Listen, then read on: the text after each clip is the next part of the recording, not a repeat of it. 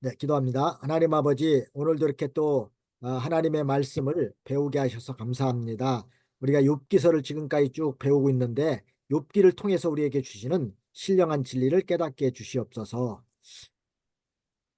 Эзэн минь танд баярлалаа. Та биднэрт мөн дахин шинэ боломж, шинэ өдрийг өгсөний төлөө бас эзэн минь энэ цагт та биднэрт Йов номыг өгч байгаа. Та Йовоор дамжуулаад таны үгсүүдийг зааж байгаагийн төлөө талархъя.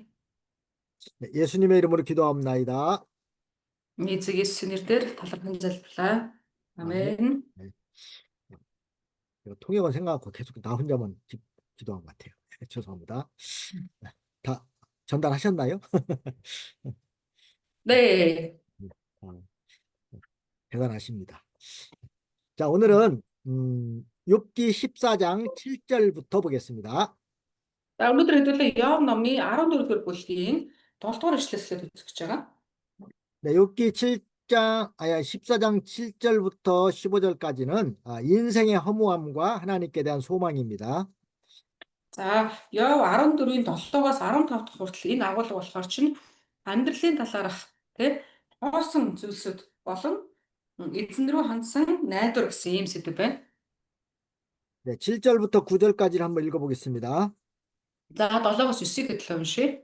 네, 나무는 소망이 있나니 찍힐지라도 다시 움이 나서 연한 가지가 끊이지 아니하며 그 뿌리가 땅에서 늙고 줄기가 흙에서 죽을지라도 물 가운데 움이 돋고 가지가 발하여 새로 심은 것과 같거니와 그랬습니다.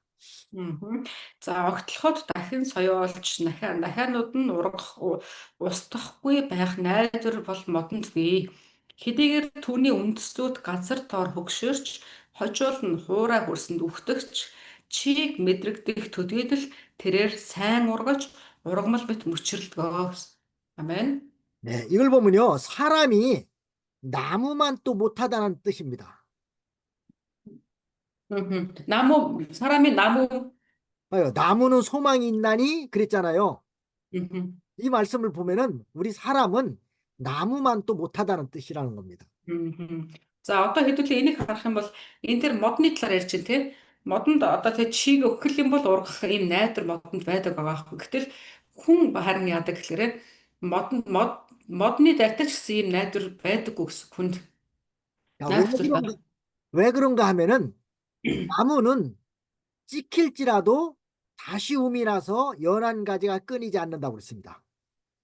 За тэр ингэсэн те юун дээр удирлаа дагаад мод болохоро үндэслээд ч юм уу мод болохоро унаад дахиалаа дахин тайрда дахиад ингээ хожуул болоод өгдөг ч гэсэндээ тэр дахиад ургах өдөр ирдгээ гэж хэлсэн модонд. 이 나무는 잘라도 나중에 보면 거기서 다시 순이 나오지 않습니까? Тэгээ мод бид нэр ингээд сэтгэл өвдмөр те модыг тайраа ажиллаа хайр юм шиг боловч дахиад нэг хөөрхөн дахиад ургаж эхэлдэг те. 그래서 그 순이 나와서 자라나서 심지어 또 거기서 열매를 맺는 것도 있습니다. Тэгээ бүр тэр харахад жижигхэн дахиад очиж сүултээ дахиад нэг хэдэн жилийн дараа харахад бүр хөөрхөн мод болцсон, бүр тэгээ үр чивсэн ургацсан, навчилсан ингэ байж байгаа. 그런데 우리 사람은 육신의 생명은 한번 죽으면 다시 살아나지 못한다는 것입니다. харин хэдүүлээ хүнийг бодож үзэх юм бол одоо ингэдэг модыг болохоор намар болоод өвөл болгоод мод өглөө гэдэг шүү дээ тийм ээ. Тэгтэл тэр хөөрхөн хавар болгоод дахиад ургадаг вэ дахиад нэг шинэ ам гарч ирдэг шинэ дахиад харин хүнийг харахад яадаг гэхээр хүн болохоор одоо танд байгаа энэ нэг ам тэгэл болоо ганцхан амтай. Энэ ч нэгэ дууслаа гэхэд амьдлан гэсэн юм байхгүй. 네, 이게 나무는 잘라도 거기서 다시 순이 나오는데 사는데 사람은 한번 죽으면은 다시 살지 못한다는 것입니다. Тэр тийм учраас хүн яаж гэвэл модноос долоон дор буюу модноос сул дараа ганцхан одоо эмэлхэдээр амьдрахтай ганцхан амьтай. 그런 면만 보면은 사람이 나무만 또 못하게 보입니다.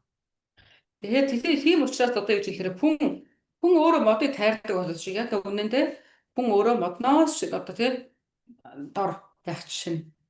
나무는 그 땅에 뿌리가 있기 때문에 나무를 잘라도 계속해서 뿌리에서 영양분을 흡수해서 순이 나서 자라난다는 것입니다. За тэгэхээр энэ дээр мод хичнээн хүн хайраад иглэж гисэндээ газар доор гол нь юу байгаа гэхээр чинь модонд болохоор үндэс гэж байгаад байгаа тийм. 자, 근데 10절 보세요. За 사람은 10 дугаар гэх юм бол 예, 사람은 죽으면 소멸되나니 그 기운이 끊어진즉 그가 어디 있느뇨 그랬습니다. мгм. 10 дээр яг Библиэлд бичсэн байна те. Харин хүн гэгч нь үхэж унаад өгнөө. Тэрээр дууснаа. Тэгээд хаана байдаг вэ гэсэн. 또 11절에도 물이 바다에서 줄어지고 하수가 잦아서 마른 같이 사람이 누우면 다시 일어나지 못하고 하늘이 없어지기까지 눈을 뜨지 못하며 잠을 깨지 못하느니라. Мгм. За тэгээ 11 12 дээр үргэлжлүүлэх юм бол нуураас ус татарч гол мөрөн хатаж ширэгдэг шиг нуран унаад хүн гэгч нь дахин эс босноо. Тэнгэрс үгүй болох хүртэл тэрээр босохгүй. Нойрносоо ч сэрэхгүй гэсэн. 네, Амен. 이렇게 육신의 생명은 한 번 죽으면 이제 소멸되어서 하늘이 없어지기까지 다시 살지 못합니다. За тэгээ харах юм бол те хүн одоо энэ өгөгдсөн байгаа энэ амьсгал гэдэг зүйл таслагдах юм бол тэр дахиад яах вэ? Босохгүй. Дахиад бүр тэр эцсийн өдөр те тэнгэр сүнгэрч эцсийн өдөр ирэх хүртлээр тэр босч чадахгүй гэсэн. 여기 없어지는 것은 육신의 생명을 가리키는 것이지 영혼의 생명은 아닙니다. За гэхдээ энэ дээр нөгөө нэг хөдөлгөөч нь юу ярьж байгаа гэхээр зөвхөн энэ махбодын амьсгалыг ярьж байгаа шүү дээ. Тэрээс сүнсний талаар бол яриаг байна. 이제 한 번 거듭난 영, 즉 한 번 살아난 영은 다시 죽지 않습니다. Харин хэдүүлээ сүнсний одоо амийн талаар ярих юм бол те дахин төрсөн сүнсний ам тэр ингээл үхэл босоод байдаг юм биш байгаа. Үхэхгүй. 이제 우리가 예수 그리스도를 구주로 믿을 때에 그 죽었던 영혼이 다시 살아납니다. Бид нэр анханасаа те биднэрт ингээд төрхөөс хавлаад байсан тэр үхмэл сүнсний ам маань Иесус Христ дээр ирэх үед амилсан байгаа те сэргсэн амилсан.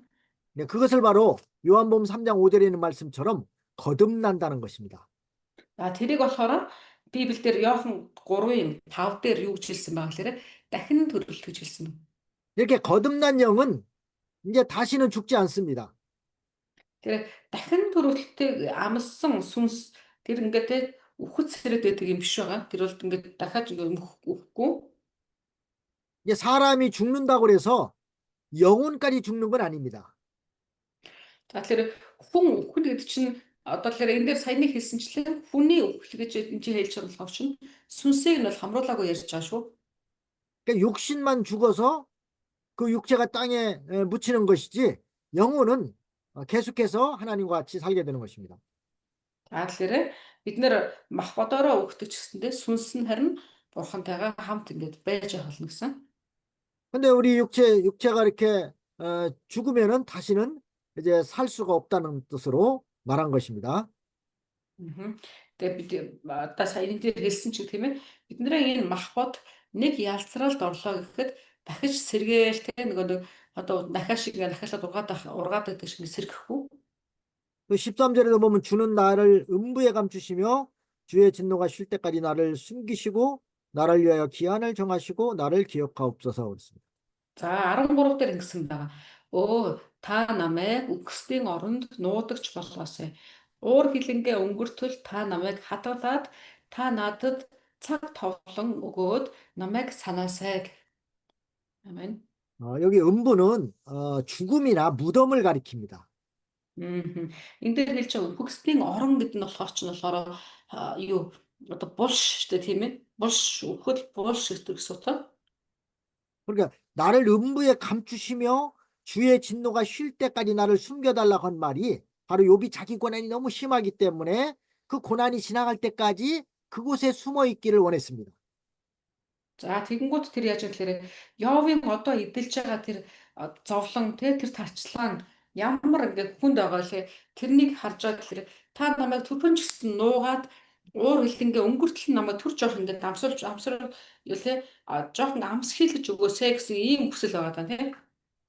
그러니까 욥의 고난이 얼마나 심한가를 우리가 좀 상상하면서 이 말씀을 좀 읽으면은 어느 정도 이해가 갈 것입니다. За тэгэнгүүтээ бид нэр яг тэр Йовын тэр байгаа байдлуудыг жоохон төсөөлж үзэх юм бол эдгээр зүйлсүүдийг жоохон ойлгох гээд амар байж магадгүй. 이게 하나님의 진노가 좀 쉴 때까지 내가 참 그 음부에 좀 잠깐 숨어 있으면 좋겠다. 이런 그런 뜻입니다.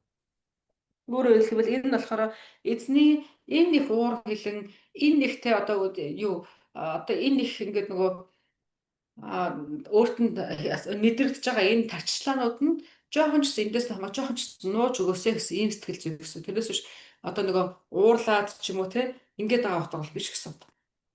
왜 고통이 그 심한 병에 들어서 고통이 너무 심한 사람들이 가끔 그런 말을 합니다. Мгм. Тэгээ ялангуяа нөгөө нэг энийг хэн ойлгох вэ гэхээр ийм сэтгэл зүгээрээ маш ингээд зовж байгаа тий тайвшир чадах байгаа хүн бол ингээд маш сайн ойлгох. 근데 고통이 너무 심하니까 차라리 죽었으면 좋겠다 이런 말들 하잖아요. Тэгээ зарим хүмүүс тэгдэг яа өстэй ингэж яхаар нэрээстэй нэр өнгөрөөд өгөөсэй гэж тэгдэг тий. 그러니까 그 심한 질병에 걸려서 음. 그 심한 고통이 자기에게 엄습해 올 때 그것을 감당하기가 너무 힘들으니까 차라리 죽으면 편하겠다 이런 생각을 하게 되는 것입니다. Мгм. Тэгээ харин тэдний тэр хүмүүс юу гэдэг те уурлаад ч юм уу ингээл аашлаад ингээд байгаа утга биш зүгээр л тэр зовлон тарчлал дундаас жоохон ч гэсэн амсхийх гэсэн энэ сэтгэл зүй байдаг гэсэн. 그래서 믿음이 없는 사람들은 혹이 또 불신자들은 그 고통을 참지 못하고 그만 자기 생명을 끊는 사람도 있습니다. За тэгээд одоо тий зарим хүмүүс бүр ингээд энийг бүр өөрийнхөө гараар үйлдчихдэг шүү дээ тий. Би ингэж яхаар ядаж жоохон ч гэсэн тайвширчих байхаа. Үхлийн дараа юу байгаа ч гэсэн бодох сэнхөөгүй яжгаад өөрийнхөө амийг өвддөг хүмүүс гэсэн байж. Тэрний гол хүсэл нь юу гэхээр жоохон энэ тэр тарчлаанаас жоохон ч гэсэн амсгийч гэсэн бодлол байгаа. 그러나 우리 믿는 성도들은 아무리 고통이 심하다고 해도 자기 목숨을 끊는 것은 그건 하나님 앞에 살인 행위와 같은 것입니다. Мгм. Гэхдээ харин итгэгч хүмүүсийн хувьд бидний хувьд болохоор чинь өөрийгөө хичнээн хэцүү байсан ч гэсэндээ тий энэ амийг эзнээс өгөгдсөн энэ амиа өөрийн гараар ээгүүтэгдэггүй. Тэгээ эзний өмнө гин болно гэж үздэг учраас тий бас өгсөний дараа юу хүлээж байгааг мэдж байгаа учраас. 근데 남을 죽이는 것만 살인이 아니라 내가 나를 죽이는 것도 살인입니다. Тэгээ хүн аллах гэдэг үгэн дотор бусдын амийг бүрлэхийг л аллах гэж боддог. Гэхдээ яг үнэндээ бол тэр хүн өөрийнхөө амийг бүрлэж байгаа ч гэсэндээ аллагад ордог. 그러니까 정말 죽기보다도 더 힘든 고통을 당하고 있는데 참으로 그 죽을 수도 없고 얼마나 고통스럽겠는가 한번 상상해 보시기 바랍니다. Тэгэхээр одоо ингээ харах юм бол те ийм йогийн хувьд болохоор чи ингээ яаж ч чадахгүй те ингээд амиа бүрлэхлээр гэм болчих гээд байдаг те тэгсэн мөртлөө яахаа мэдэхгүй болонгууд буцаагаад эсвэл эзэн минь та намайг ингээ нууж өгөөсэй гэсэн ийм сэтгэлээр ингээд одоо хэлж байгаа гэсэн. 그러나 하나님은 감당할 수 있을 만한 그 고난을 주신다고 그랬습니다. Гэхдээ нэг бодох зүйл нь болохоор чи бидний бурхан одоо чиний бурхан чиний даах хэмжээгээр чинь л чам зовлон өгнө гэж байдаг. 고린도전서 10장 13절 한번 잠깐 보세요. За хэдүүлээ 1-р Коринт 10-ын 13-ыг харъя. 네, 사람이 감당할 시험 밖에는 너희에게 당한 것이 없나니 오직 하나님은 미쁘사 너희가 감당치 못할 시험 당함을 허락지 아니하시고 시험 당할 쯤에 또한 피할 길을 내사 너희로 능히 감당하게 하시느니라 했습니다. За энэ дээр болох бол та нарт учирсан сорилт нь хүнд тохиолддог зүйлээ. Бурхан итгэмжтэй. Тэр та нарыг хэр чин хэтэртэл соригдохыг зөвшөөрдөггүй маа. Харин дааж гарахын тулд сорилттой хамтман гарцыг ч бүй болгоно. Амен. 네, 이게 사람이 시험이 올 때, 즉 시험을 당할 때는 하나님께서 그 사람이 감당할 수 있을 만큼만 주신다는 것입니다. Мгм. За одоо тэгэхээр бурхан тэг бид нарыг мэдж байгаа гэсэн. Ямар асуудалтай яаж хийж байгааг бүгдийг нь мэдж байгаа. Тэгэнгүүтээ тэрнийхээ төлөө бид нарт бас хэрвээ гарц гайхах юм шиг харагдах юм бол гарцыг шигсэн бурхан бас нээж өгнө гэж хэлсэн тийм. 그러니까 감당치 못할 시험은 하나님이 주시지 않는다고 말씀하셨습니다. За ингээ харах юм бол те эзэн бурхан үнэхээр даахын аргагүй ч юм уу тийм асуудлыг өгөхгүй гэж хэлсэн. 그러니까 Амен. 욥이 당하고 있는 지금 이 시험, 이 고난은 정말 인간으로서는 감당하기 힘들 만큼 어려운 것이지만은 힘든 일이지만 하나님은 욥이 등이 감당할 수 있으니까 그만한 시험을 주신 것입니다. За одоо ингээ бид нар йогыг харахаар үнэхээр нэрээстэй яаж гээд ингэж байгаа ингэж бодогдож байгаа тийм йогийн талаар бид нар бодохдоо. Гэхдээ бурхны нүдээр харахад бол бурхан бурхны хувьд йог тэр хэмжээний юутай байгаа гэсэн үг. Тэр хэмжээний чадвартай тийм эзэн бурхан мэдж байгаа йог тийм за йог бол энэ хэмжээний бол даана гэж бодож байгаа гэсэн үг. 이거 조금 전에 읽었던 그 고린도서 10장 13절의 그 끝에쯤 보면은 시험 당할 즈음에 또한 피할 길을 내사 너희로 능히 감당하게 하시느니라 이런 말을 했습니다. За энэ дээр ингэсэн тийм ээ. Ялангуяа 1 Коринт 10:13-ыг харах юм бол сүүлийн хэсэг дээр нь ингэсэн байж байгаа. Харин дааж гарахын тулд сорилттой хамт мөн гарцыг ч гэсэн буй болгоно гэж хэлсэн. 시험 당할 즈음에는 피할 길을 또 주신다는 것입니다. Тэгээ бидний бурхан бол сайн бурхан тийм. Тэрээр асуудал байгааг мэдж байгаа. Гэхдээ түрий хажуугаас гарах замыг шигсэндээ биднэрт мэдүүлж өгнө гэж хэлсэн. 그, Амен. 그 피할 길은 바로 하나님께로 들어가는 것, 즉 하나님 말씀 속으로 들어가는 겁니다. Гэтэ харах юм бол тэр гарах гарц нь хаана байдаг вэ гэхээр эзэн дотор байдаг. Буюу эзэн дотор буюу эзний нөмөр рүү орох үед гарах зам олддог. 그러니까 하나님 말씀을 굳게 붙들고 하나님을 의지하는 걸 말하는 거예요. Тэгээ бурхны үгнээс маш чанга зуураад эзэн бурханд найдах үед эзэн заавал тэр орчин нөхцлөөс гаргаж авна. 우리가 이렇게 극심한 시험과 환란이 올 때에는 주의해야 될 것이 있습니다. Тэгээ бид нар одоо тий ингээд маш хурц маш хэцүү ийм сорилт юм уу эсвэл зовлон тулгараад ирэх үед бид нар бодууштай буюу анхаарах ёстой зүйл гэж байдаг. 그 시험을 당하지 않기 위해서 말씀을 양보해서는 안 됩니다. Тэгээ бид нар анхаарах ёстой зүйл нь юу гэхээр тэр сорилт тэр одоо тэр сорилт тэр зовлон зүдгүүр хичнээн хүнд байсан ч гэсэндээ хэдүүлээ тэрнээс зутаахын тулд эзний үгнээс бид нар хойш сууж болохгүй. 근데 시험 당할 때는 더욱더 하나님 말씀을 굳게 붙들고 있어야지 그 말씀을 내버리게 되면은 결국은 마귀한테 지는 것입니다. Тэгээ ямар нэгэн сорилт тулгарх тусам эзний үгнээс улам зурх хөстэй тэгжээж гарц гарна гэхээс биш зурхгүй хоош тавиад байх юм бол буцаад муу нэгэн талаа олцлогдохоос аргагүй. 마귀도 영물이기 때문에 우리 사람보다 강합니다. Тэгээ муу нэгэн ч гэсэндээ яг үнэндээ хүнээс хавьгүй хүчтэй. 마귀가 우리를 이길 수 있습니다. Тэгээ хүнийг бол нэгэн зэргийг бол тэг дөлхөөнд илчнэ. Хүнийг бол дороод илнэ. 그러나 마귀가 제일 두려워하는 것은 바로 하나님의 말씀입니다. Харин муу нэгэн айдаг зүйл гэж байгаа. Тэрний юу юм гэхээр эзний үнээс айдаг гэсэн. 이 하나님의 말씀 앞에서는 마귀도 꼼짝 못한다는 것입니다. Өөрөөр хэлэх юм бол эзний үгийг ингээд барихад эзний үгний өөдөөс муу нэг яаж чаддаг. 예수님께서 40일 금식 기도하시고 난 다음에 그 마귀가 찾아와서 예수님을 시험했지 않습니까? Тэгээд энэ харах юм бол нөгөө Эзэн Иесус цөлд 40 хоног соригддаг тийм ээ. Соригдсны дараа муу нэгэн Иесус ирдэг. 그때 예수님께서 그 마귀를 어떻게 이기셨습니까? Тэгэхэд эзэн Иесус сатаныг яаж дэсэн байдаг вүлээ? 뭐 육체의 힘으로 이겼습니까? Тэр ингээд тэ одоо биеийнхээ хүчээр, махбодынхаа хүчээр дийлсэн билүү? 아니면 인간의 지혜로 이겼습니까? Эсвэл хүний тэр хурц ухаанаараа дийлсэн үү? 아니면 자기보다 좀 힘센 사람을 찾아가서 도움을 구했습니까? Эсвэл тэ өөрт нь тусалж чадах үйлс нэгнийг хайгаад ч юм уу тэ тэгээд түүгээр ялуулсан билүү? 모두 아닙니다. Аль нь ч биш тийм ээ. 바로 하나님의 말씀을 붙들고 하나님의 말씀으로 마귀를 이겼습니다. Харин яасан гэхээр тэр харин ч бүр эзэн бурхныхаа үгнээс зуураад эзэн бурхныхаа үгээр ялсан байдаг. Амен. 우리에게 고난이 올 때에도 하나님께서 나를 연단시켜서 하나님의 자녀로서의 자격을 만들려고 주시는 줄로 믿으시기 바랍니다. За тэгэхээр тэ танд надад биднэрт ямар нэгэн байдлаар асуудал ирлээ гэж бодоход ирлээ гэх юм бол бид нэр хамгийн түрүүнд яаж хүлээж авах вэ? За эзэн намайг аль нэг талаар нь босгон байгуулах юм байна гэж хүлээж авах хэрэгтэй. 그 고난을 받을 때 자기가 얼마나 부족한 자라는 걸 깨닫게 됩니다. Тэгээ яагаад тэгэхээр тэр одоо ирж байгаа асуудлууд донд би өөрийгөө толдох үед үнээр сул доройг ойлгодог.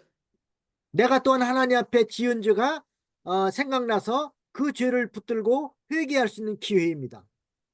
Тэгээ бас яадаг гэхээр би эзний өмнө ямар байсныг миний ер нь өөрийнхөө ингээд өөрийгөө ойлгож эхлээд ирэхлээр эзнэрөө хандаад гимшил ингээ эхэлдэг. 그리고 사람은 연약하니까 하나님을 붙들어야만 살 수 있다는 것을 깨닫게 됩니다. Тэгээ бас өөрөө ойлгодог гэхээр би үнэхээр ганцаараа барахгүй байна гэдгийг ойлгодог. Хүн сул доройг мэддэг. Эзнээс зурх ёстой гэдгийг бүлээн зөвшөөрдөг. 그래서 인간의 지혜와 생각, 방법을 다 버리게 되고 오직 하나님만 말씀만 붙들고 나가는 것입니다. Тэгээ яадаг гэхээр хүний тэр өөрийн бодлууд өөрийнхөө нэг зөв гэж бодсон тэр өнцгүүд тэр бардамлуудыг хаяад эзэн рүү гарч ирдэг. 욥이 асуудал 당하는 унаа. 욥이 당하는 고난은 참 인간이 당하기는 상당히 힘든 이런 엄청난 이런 고난을 당하고 있습니다. За йогийн хувьд болохоор чинь хүний хувьдаа үнэхээр нэг яхааргүй өөр жирийн хүмүүс ер нь хүлээж аваад барахааргүй тийм одоо асуудлуудад тулгарсан байсан. 그러니까 욥도 너무 그 고통이 심하기 때문에 뭐 잠깐 좀 음부에 들어가서 좀 쉬고 싶다는 그런 뜻으로 말씀을 한 것입니다. Тэгээ яв яаж гэхээр тэр хэцүү байдлын жоохон ч намайг амсэлчихээсэ гэсэн ийм хүсэлтэй ингээ болох байсан. 또 기한을 정하시고 나를 기억하옵소서 그랬잖아요. За тэгээ юусэн блэ? Намайг ингээ санаач гэж хэлсэн дараад нь та санаж өгөөч гэсэн. 이 말의 뜻에는 내세와 이 부활을 믿는 신앙이 있습니다. За тэгэхээр одоо энийг ингээ харах юм бол тэрээр яаж гэсэн гэхээр амлалтанд итгэжсэн итгэл ингээ байсныг харж болно. 근데 욥은 내세와 부활을 믿었습니다. тэрээр яасан гэхээр энэ одоо үхэл болон үхлийн дараа амьдралын амлалт гэж байгааг итгэжсэн.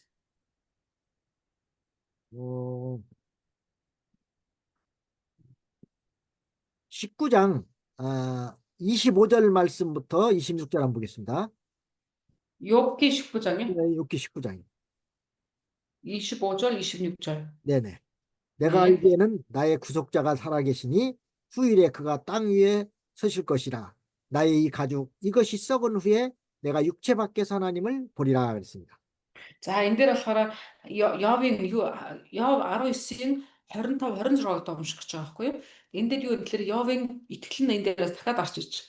За энэ дээр гэсэн золигч минь амьд гэдгийг эцэстээ тэрээр газар шорон дээр зогсны гэдгийг би мэднэ. Арьс минь устгагдсан хойно ч гэсэн би махбодороо Бурхныг харах болоо. 아멘. 네, 이 말씀 속에서 보면은 욥이 내세와 부활을 믿은 것입니다. За тэгэхээр энэ дээр харахад ч гэсэндээ Йов байж тийм ээ. Тэрээр дахин амлалт товлоод одоо амлалтанд итгэжсэн гэдгийг харж болно. 이사야 선지자도 그 내세와 부활을 믿었습니다. Иш үзүүлэгч Исая ч гэсэн бас яг ийм Йовтай адилхан ийм итгэлийн бодолтой байсан. 이사야 65장 17절 한번 보겠습니다. 17절. 네. За 67. Исаягийн талаар хэдүүлээ харъя. Исая 65-ын 17 дээр байгаа байсан.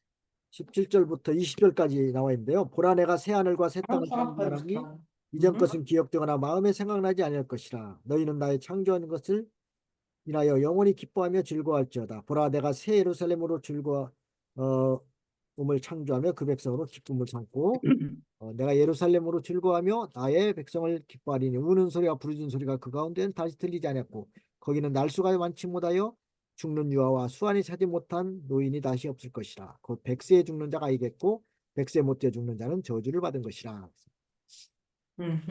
За энэ дээр 17-ос 20 дээр харагтун би шин тэнгэр шин газрыг бүтээнэ. Урдын юмс санагдахгүй, бодол санаанд ч буухгүй. Харин миний бүтээх зүйлд үрд баярлан баясагтун. Харагтун би баяр хөөрийнхөө төлөө Иерусалимыг бясалгалын төлөө ард түмнийг нь бүтээнэ. Би Иерусалимд мөн баярын би Иерусалимд мөн баярлан ард түмэнд баяснаа. Тэгээд тэнд уйлах, орилох дуу цаашид сонсогдохгүй.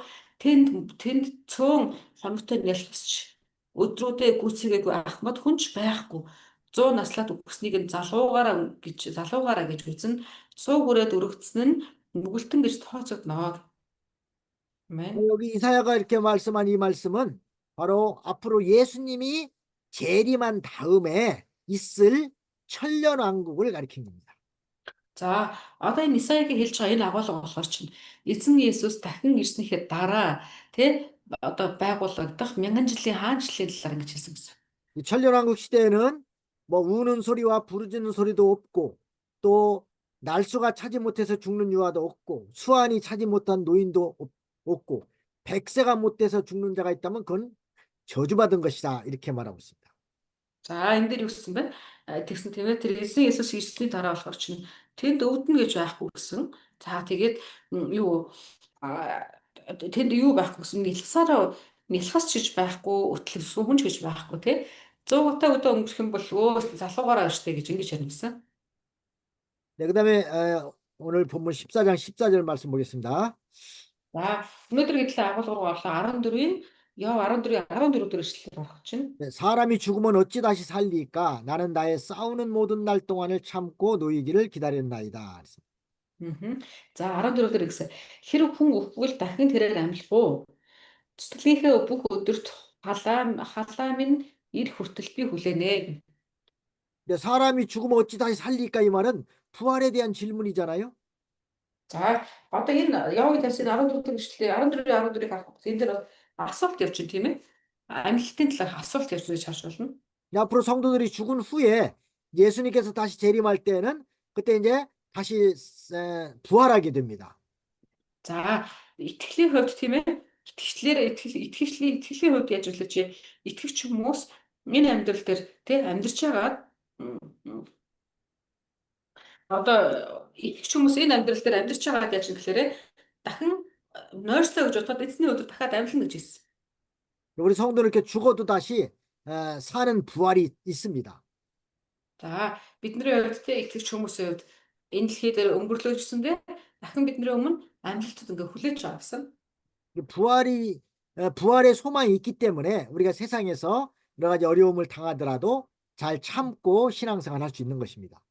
Тэгээ биднэрт тий энэ амлалтын найдвар гэдэг зүйл биднэрт баттай байдаг учраас тий за хожим угаасаа ирэндээ тэгээ дараад нь бид нэр амлалтын тийм учраас авлаас айхгүйгээр за мөгөөдөлтөд би дахиад эзний өмнө очиндоо гэсэн юм эмээлт ч гэсэн байдаг. 근데 사람이 소망이 없는 사람이 참 불쌍한 사람입니다.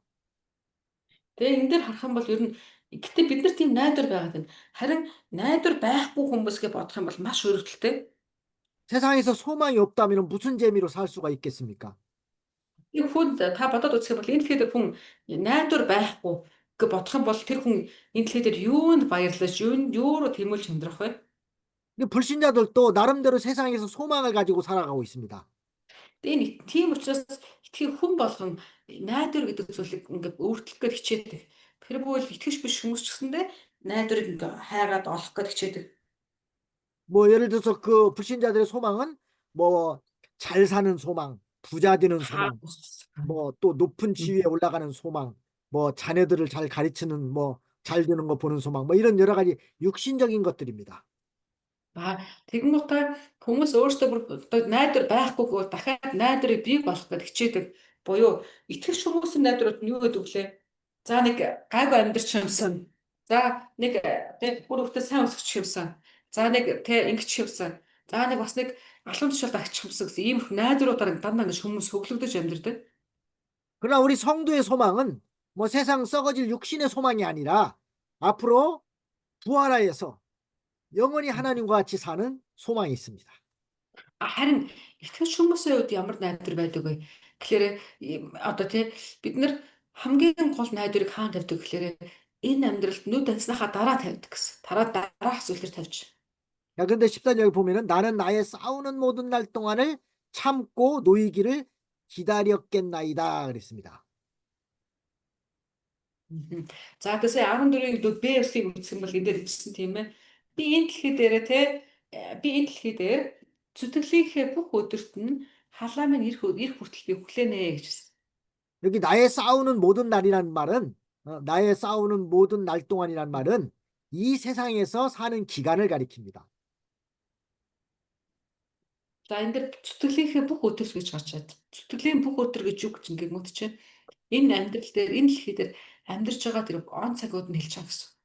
우리가 세상에서 사는 이 기간이 어떻게 보면은 이 싸우는 역사에 싸우는 일이 계속되고 있는 것입니다. Тэгээ та бодоод үзэх юм бол бид нар бүгдээрээ яг ижилхэн буюу энэ дэлхий дээр амьдарч байгаа энэ цаг хугацаанд хүн болгон яг л заавал ингээд тэмцэж зүтгэж амьдарч байдаг бүх хүмүүс. 누구와의 싸움입니까? Тэгвэл хиндээ тэмцэж юуны төлөө зүтгэж амьдарч байгаа юм болоо? 무슨 뭐 남편과 뭐 부인과의 싸움 그런 싸움이 아닙니다. За хүмүүс болохоор тэг тэмцэлт нь одоо яа гэж бодглохоор эхнэр нөхөртэйгээ юм болоо эхнэртэйгээ юм болоо нөхөртэйгээ юм болоо гэж боддог. 바로 마귀와의 싸움이고 내 속에 있는 죄악성과의 싸움입니다. Тэр нь өөртөө хүн юуны төлөө тэмцэж зүтгэдэг вэ гэхээр муу нэгний эсрэг гэсэн. За бас юуны төлөө зүтгэж юм гэхээр өөрийнхөө дотоод тэр муу хүнээсээ тий муу зан чанаруудаасаа гарахын төлөө зүтгэж байгаа гэсэн. 그래서 우리는 일생 사는 날 동안 계속해서 이 마귀와의 싸움, 자기와의 싸움, 즉 선한 싸움을 계속 싸우고 있는 것입니다. Тэгэхээр бид нар энэ дэлхий дээр амьдрах үедээ тий үргэлж ингэ зовлон нэртэй тэмцэлтэй байж юм. Одоо муу бодолтой, муу нэгэнтэй, уруу татлагтай гэх мэтчлэн. 그래서 사도 바울도 그랬잖아요. 내가 선한 싸움을 싸우고 나의 달려갈 길을 마치고 믿음을 지켰으니 그렇습니다. За Илч Паул бас яг энэ талаар бичсэн байдаг. Тэгээд за би явах ёстой замаа явлаа, тэмцэх ёстой зүйлтэй тэмцлээ, замаа дуусгалаа, тий. Ирээдүйд би зөвийн тутмыг авах болчлоо гэж хэлсэн байдаг. 그 말씀은 디모데후서 4장에 나오죠. За харах юм бол энэ агуулга хаана нэхлэр чинь 4-р бүлэг дээр Филиппийн номын 4-р бүлэг дээр яж байгаа. 4-р бүлэгтээс сүүл хэсэг дээр. 디모데후서 4장 7절입니다. 4-р бүлгийн уучлаарай 2-р Тимоте후서 4장 7절. 7절. 2-р Тимот 1-ийн биш 2-р Тимот 4-ийн 7 дээр байгаа юм шиг. 사도 바울도 내가 선한 싸움을 싸우고 했으니까 일생 동안 선한 싸움을 싸우는 일을 했다는 것입니다. Тэгээд Илч Паул төсөөлөрөө би ч гэсэндээ энэ амьдралдаа үргэлж ингэ ариун тэмцэлтэй байсаа гэдэг хэлж өгсөн. 즉 믿음을 지키기 위한 싸움, 복음을 사수하기 위한 싸움, 진리를 전하기 위한 싸움, 이게 다 선한 싸움입니다. За тэгээд ариун тэмцэлийг юу хэлж байна вэ? Итгэлээ хамгаалах, итгэлээ сахин төлөөх тэмцэл орж ирж байна. За дараад нь болохоор сайн мэдээг тараахын төлөөх тэмцэл орж ирж байна. Сайн мэдээгийг хамгаалахын төлөөх тэмцэл орж ирж байна гэсэн. 근데 우리도 이런 싸움을 잘 싸워야 됩니다. Бид ч гэсэндээ ийм зүйлүүдээр анхаарлаа хандуулж ийм зүйлүүдээр ингэ тэмцэх хэрэгтэй. 괜히 사람과의 싸움을 하지 말아야 됩니다. Харин эсэргээрээ хүн болохоор хүнтэй өрсөлдөд хүнтэй тэмцэл яваа гэдэг. Тэгж болохгүй. 사람과의 싸움은 할 수 있으면 내가 이겨야 될까요? 져야 될까요? За хэрвээ магадгүй хүн ингээ хүнтэй өрсөлдлөө гэж бодъё. Тэгэх юм бол яах болов ялах болов. 여러분 같으면 이길 거예요, 질 거예요? Та магадгүй те нэг одоо ийм бодож байгаа хүн байгаах тэр хүнтэй ингээ өрсөлдөө дарцалтаа тэмцэллээ гэж бодоход чинь ялах болов ялах болов. 예를 들어서 부부 싸움을 했다고 합시다. 부부 싸움. Байдлаар хамгийн ойрын жишээ. За тэр нэг хүн ингээ бодлоор хүмүүс ханиудаа боддог. Эхнэр 부부 нөхрөө. 싸움을 할 때 Тэр ингээ бодол цааны бодож үзье. 내가 이겨야 될까요? 져야 될까요? За тэгээ бодлоороо би ялах ёстой уу тэнд ялах ёстой юм уу? 어떻게 보면 남편 입장에서는 그래도 내가 가장이고 남자인데 내가 부인한테 지으면 내가 이거 위신이 서질 않고 내 말이 아니다 생각할 수 있잖아요. Тэгээ ялангуяа нөхрөө ингэж боддог гинэ. Би яаж ч утсан энэ өрхийн тэргүүн тий би өрхийн тэргүүн байхад тий байж ич одоо энэ хүүхнүүдэд ялагдана гэж юу гэдгийг тий чи намайг хүндлэх ёстой гэдэг тэгдэг бөгөөд энэний гол үндсэнд би ялгамааргүй байна гэсэн юм бодлоо. 그러나 우리 육체적인 싸움은 사람과의 싸움은 할 수 있으면은 지는 게 이기는 것입니다. Гэхдээ нэг нууц хэлье гинэ. Тэрний юу гэхээр болж игэл чи ялагдаа бодит байдал дээр ялагдаж байгаа юм шиг харагдаж байгаа. Цаагаараа ялдаг юм аа. 더 좋은 방법은 싸우지 않는 Бүр 것입니다. илүү сайн, бүр илүү сайн нэг арга байна. Тэрний юу гэхээр 싸우지 않으려면 어떻게 될까요? мгм. Тэмцэлдэхгүй, муудалцахгүй байх нь хамгийн сайн арга. Тэгэхгүй тгийг бол яах ёстой вэ? 여러분들은 어떻게 하세요? 잘 싸우고 계십니까? 아니면 안 싸웁니까? Ер нь танай гэр бүлүүд яа тийм яаж ямар арга хэрэглэдэг аим бай зодтол муудалцаад ижид юм уу? Тэмцэлдэж идэг юм уу? Ямар арга хэрэглэдэг юм гинэ? 서로 За 자기가 옳다고 ямар арга 생각하기 때문에 싸우는 거예요. 그렇잖아요? 어. тэг хүн л бас сайн тийм сөргөлдөх тохиолдод гарч ирдэг.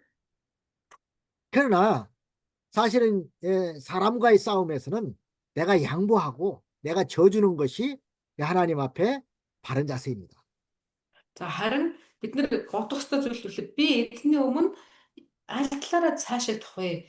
Яаж зөвтгөгдөх вэ гэдэг бодох хэрэгтэй бөгөөд эзний өмнө зөвтгөгдмөр байгаа бол гэр бүлийн ядаж тэмцэл дээрээ тий ялгаж өгөх нь эзний өмнө зөвтгөл болтгий шүү. 그래야만 내 속에 있는 그 선한 마음을 빼앗기지 않고 또 그래야만이 내가 믿음을 빼앗기지 않습니다. Тэгжээч гэмээр би тэгээд одоо эзний өмнө тэр ариун тэмцэл буюу тэ сайн тэмцэлд ялалт хүлээдэг.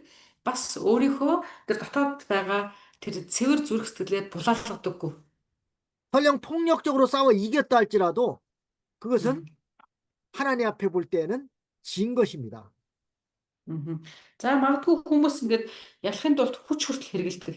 Тэгээ хүч хүртэл хэрэглээ сүүл рүүгээ нөгөөт нь зодон болоод одоо тэгээд ингээд тийм.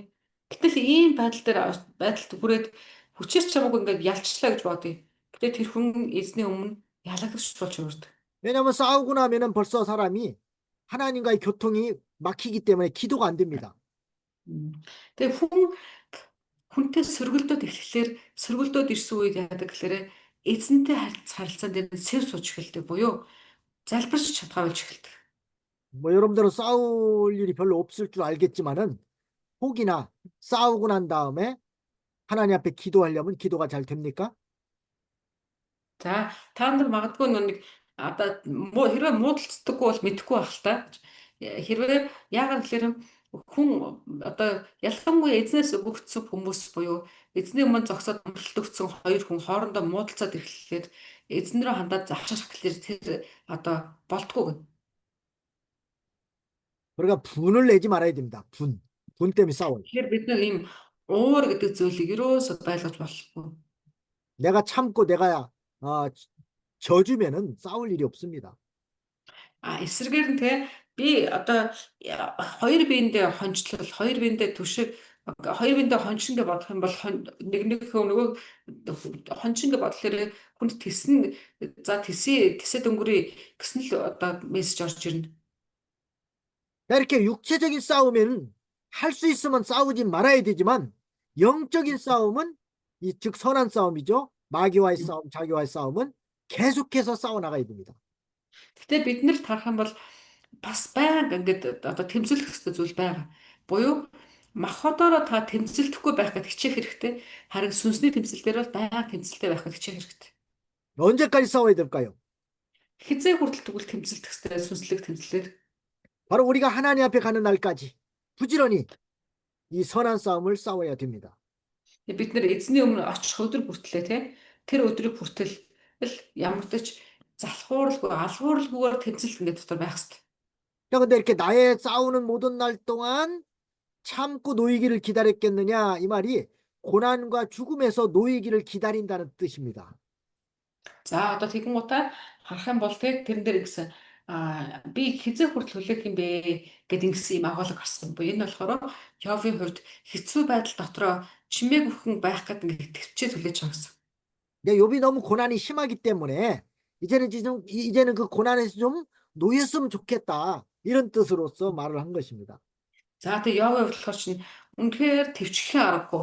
Тэгээ ийм байсан учраас намайг танаа жоохон амс хийлгээд жоохон ингээд тавьж болохгүй мó гэсэн ийм одоо хандлага байгаа гэсэн. 뭐 누구인들 고난을 즐기는 사람이 있겠습니까?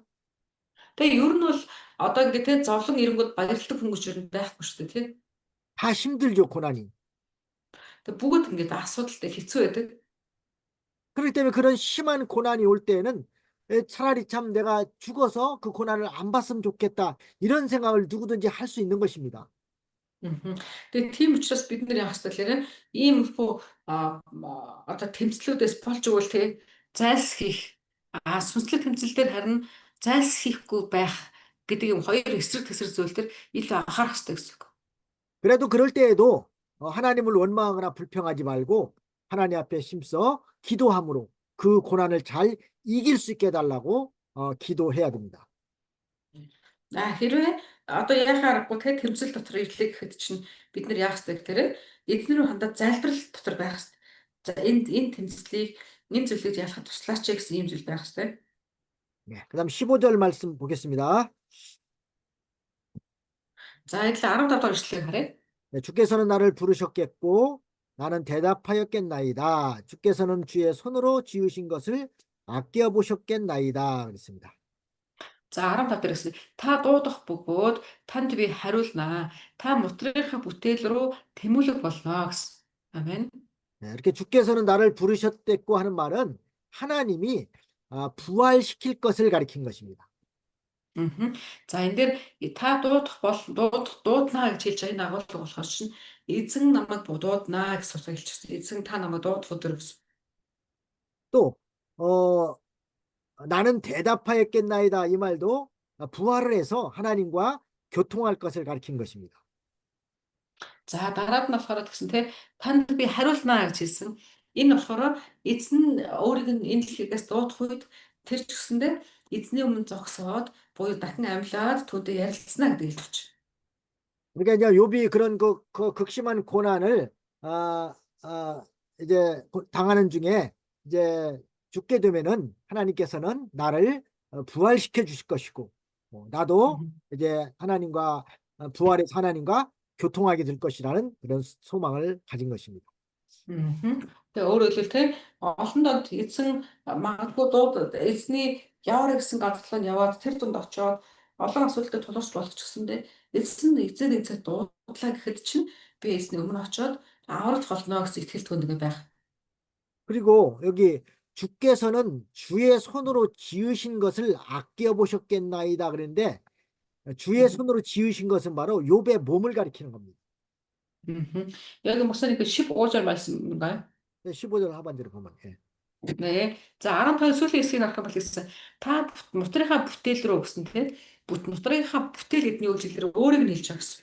Яавыг бурхан эзэн бурхан бүтээсэн шүү дээ гэдэг хэлж байгаа гэсэн. 주의 손으로 지으신 즉 주의 손으로 지은 자기 자신 욥을 하나님께서 아껴 보셨겠나이다 이 말은 하나님 욥을 사랑해서 구원하실 것을 가리킨 것입니다.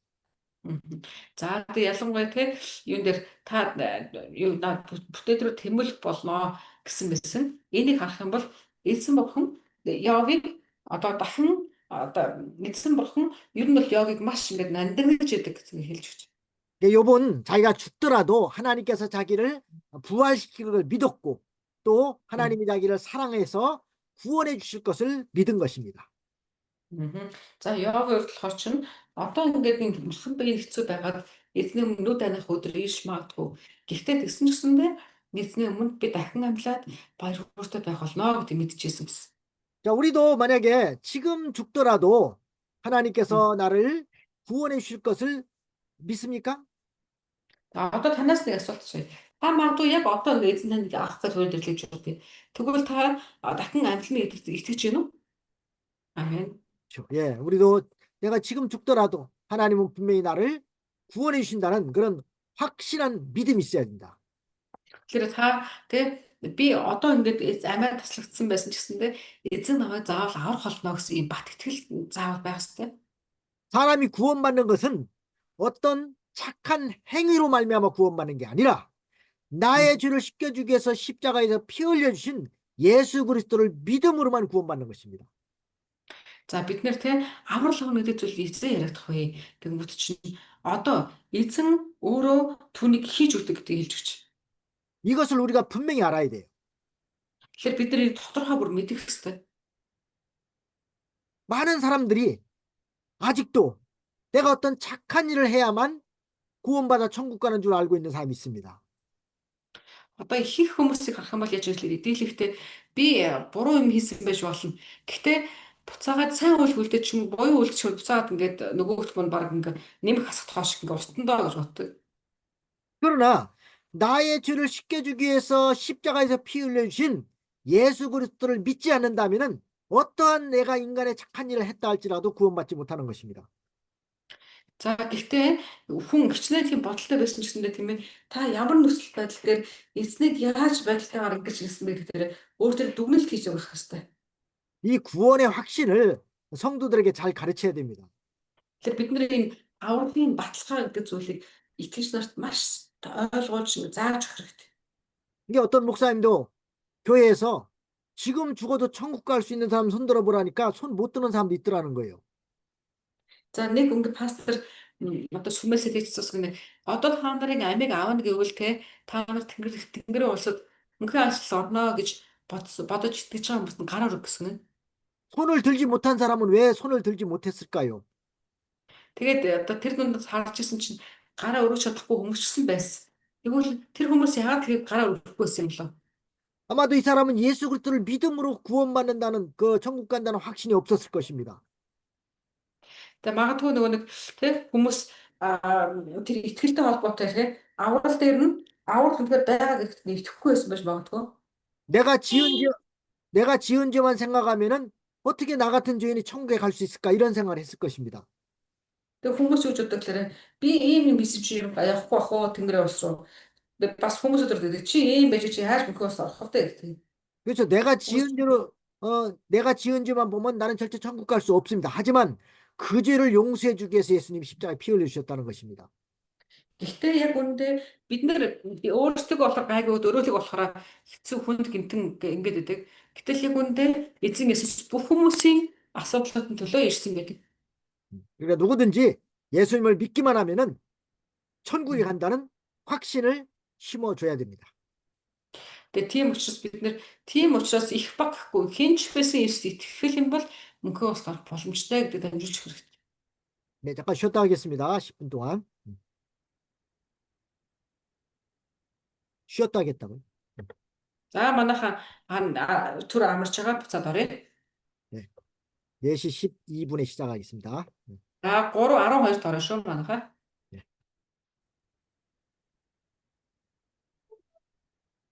네, 이제 16절, 17절 말씀은 죄를 엄하게 다스리시는 하나님입니다. За 16 17 дээр болохоор сэдв нь болохоор гмиг те аимшигтайгаар шилдэгдэг эзэн гэсэн сэдв байна. 네, 16, 17절 한번 읽어보겠습니다. 그러하온데 이제 주께서 나의 걸음을 세시오니 나의 죄를 살피지 아니하시나이까 내 허물을 주머니에 봉하시고 내 죄악을 싸매시나이다.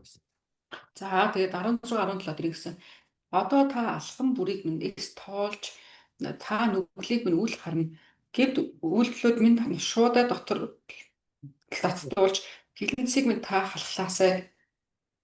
네, 주께서 나의 걸음을 세신다는 말은 주님께서 욥의 모든 행동을 살피신다는 뜻입니다. За энэ дээр хэлж байгаа тийм ээ. Та алхам бүрийг минь тоолдог гэж хэлж байгаа. Энэ болохоор юу гэсэн үг гэхээр эзэн Йовын бүх үйлдэлүүдийг мэдж байгаа гэсэн үг. 걸음이란 말은 이제 행동을 가리키는 것입니다. Энэ одоо алхам гэж байгаа олончийг нь үйлдэл гэсэн үг.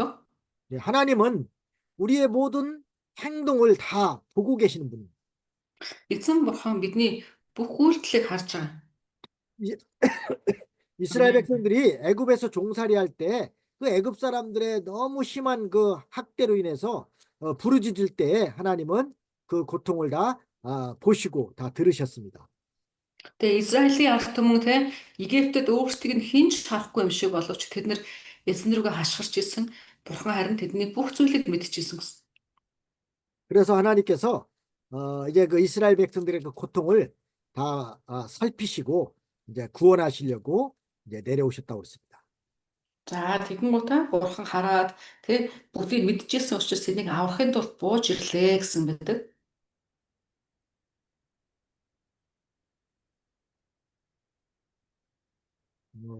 출애굽기 2장 23절 말씀 하반절에 보면은 음. 이스라엘 자손은 그 고역으로 인하여 탄식하며 부르짖으니 그 고역으로 인하여 부르짖는 소리가 하나님께 상달한지라. 24절에 하나님이 그 고통 소리를 들으시고 아브라함과 이삭과 야곱에게 세운 언약을 기억하사 이스라엘 자손을 권념하셨더라 그랬습니다.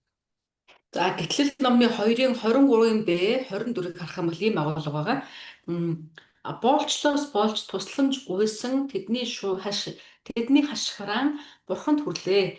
Бурхан тэдний yoолхтыг сонсоод Авраам, Исаак, Яаковт байгуулсан гэрээгээ санаваа гэсэн. Амен. 네, 하나님은 그래서 우리의 그 모든 행동이나 모든 것을 다 살피시고 계시다는 걸 알아야 됩니다. За эзэн бурхан маань бидний бүх хүмүүсийн бүх үйлдэл, бүх зүйлсүүдийг тэр ингээ хянаад анхаарал байж байгаа.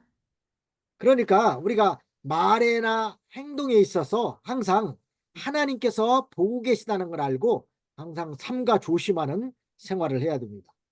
Тийм учраас бидүүлээ өөрсдийнхөө үг болон үйлдэл дээрээ үргэлж ингээд маш болгоомжтой хандах хэрэгтэй. 이게 다른 사람에게 말을 하더라도 다른 사람에게 덕을 끼치고 유익을 주는 말을 해야지 상처 입히는 말을 해서는 안 됩니다. Бид нэр хин нэг хүнд үг хэлж болно тий. Гэхдээ та тухайн хүндээ тус болох үгийг хэлэх хэрэгтэй болохоос биш одоо зүрхийн урахаар тий сум болсон өгнүүдийг хэлэхгүй байх хэрэгтэй. 한국 속담에도 보면요, 말 한마디로 천냥빚을 갚는다 하는 말이 있습니다. Солонгосын үгэнд ийм үг гэдэг гинэ. Ганц үгээр одоо нөгөө нэг ганц үгээр мянган лангийнхаа өрийг ч дарж болно гэсэн утга байдаг. 이게 예를 들어서 어떤 사람이 빚을 천냥을 졌는데 그 음. 빚진 사람이 그 말을 잘해가지고서 그 사람이 천냥보다 그냥 갚아줬 그 받지 않았다는 그런 뜻이에요. Энэ юу сонстой үг юм гэхээр тэр нэг хүн бүр мянган удаа талантын мянган удаа лангийн өртөө байсан гэж бодъё л та. Тэгээ нөгөө хүн нь нөгөө алхахтай хүн дээр орчингуудаа хэлсэн ганц тэр чухал үгнээс нь болоод бүхэл бүтэн мянган лангийнхаа өөрийг цайруулах боломжтой. Үгийг тэгэхээр сайн хэлэх тусам ямар үр ашигтай үед нь харагдчих гэсэн. 근데 우리는 무심코 던진 말 한마디 때문에 상대방에게 실망을 주고 상처를 줄 때가 얼마나 많았습니까? Бид нар эсрэгээрээ бусд руу ингээд нөгөө өөрөө цэцэрэхэд бусд руу хамаагүй ингээд өсөөд шийддэг. 우리가 한 말에 대해서 하나님 앞에 다 심판받을 줄 알고 항상 조심해야 됩니다. Гэтэ бид нар бодох ёстой зүйл үлээрээ миний амнаас гарч байгаа үг болгоныхоо төлөө би эзний өмнө шүүгтнийгдээ санах ёстой. 아무도 보지 않는다고 그래가지고서 사람이 해서는 안 될 일을 자행해서는 안 됩니다. Тэгээ хүмүүстэй энэ өрөөд би ганцаархнаа байна гэж хэн ч намайг хараагүй нэгэд өөрөө дураараа аашилдаг. Гэтэ бурхан мэдж байгаа гэдгийг санах хэрэгтэй. 우리 한국의 그 목사님들은 뭐 외국하고는 조금 다르더라고요. 근데 한국의 목사님들은 철저하게 술이나 담배를 하지 않는 것을 원칙으로 하고 있기 때문에 대부분 하지 않습니다.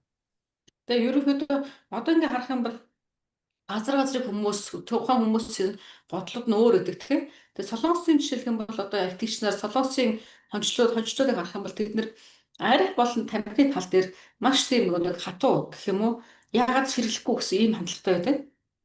근데 일부 이제 어느 나라에 다른 나라에 가보면은 목사님들 중에서도 담배를 피는 사람도 있고 또 옷간에는 술을 마시는 사람도 있습니다. За гэхдээ бус зарим нэг газруудаар очиод харахад одоо юу гэдэг нь пасторууд нь өөрсдөө тамхилцаа сууж идэг ч юм уу тий эсвэл ингээ арх уудшаасан ч юм уу арх уудаг тийм хүмүүс ч гэсэн бас байгаа харагдав. 그러나 우리는 술이나 담배를 하는 것은 하나님 앞에 옳지 않다고 배웠기 때문에 어려서부터 철저하게 술, 담배를 하지 않는 걸 원칙으로 하고 있습니다. Гэхдээ харин хүмүүс яадаг гэхээр тий арх уух тамхи татахыг болохоор солонгост болохоор энэ бол яагаад болохгүй гэм гэдгийг багаас сурцсан болохоор тэрийг аль болохоор ингээ хэрэглэхгүй шийдэг. 근데 만약에 아무도 보지 않는다고 그래가지고서 뭐 이렇게 다른 사람이 보는 사람이 없다고 그래서 술, 담배를 하게 된다면은 그건 벌써 자기 양심을 속인 것이고 또 하나님은 다 보고 계시다는 겁니다. Гэхдээ тийм зүйлэр ч гэсэн хин ч гэсэн те за одоохондоо түрдээ мэддэхгүй юм чинь гэдэг ч юм уу үйлдэлээ гэж боддог хүмүүс тийх тохиолдол байдаг ч гэсэн те тэр болгон дээр эзэн бурхан мэдж байгаа гэдгийг бид нар санах хэрэгтэй.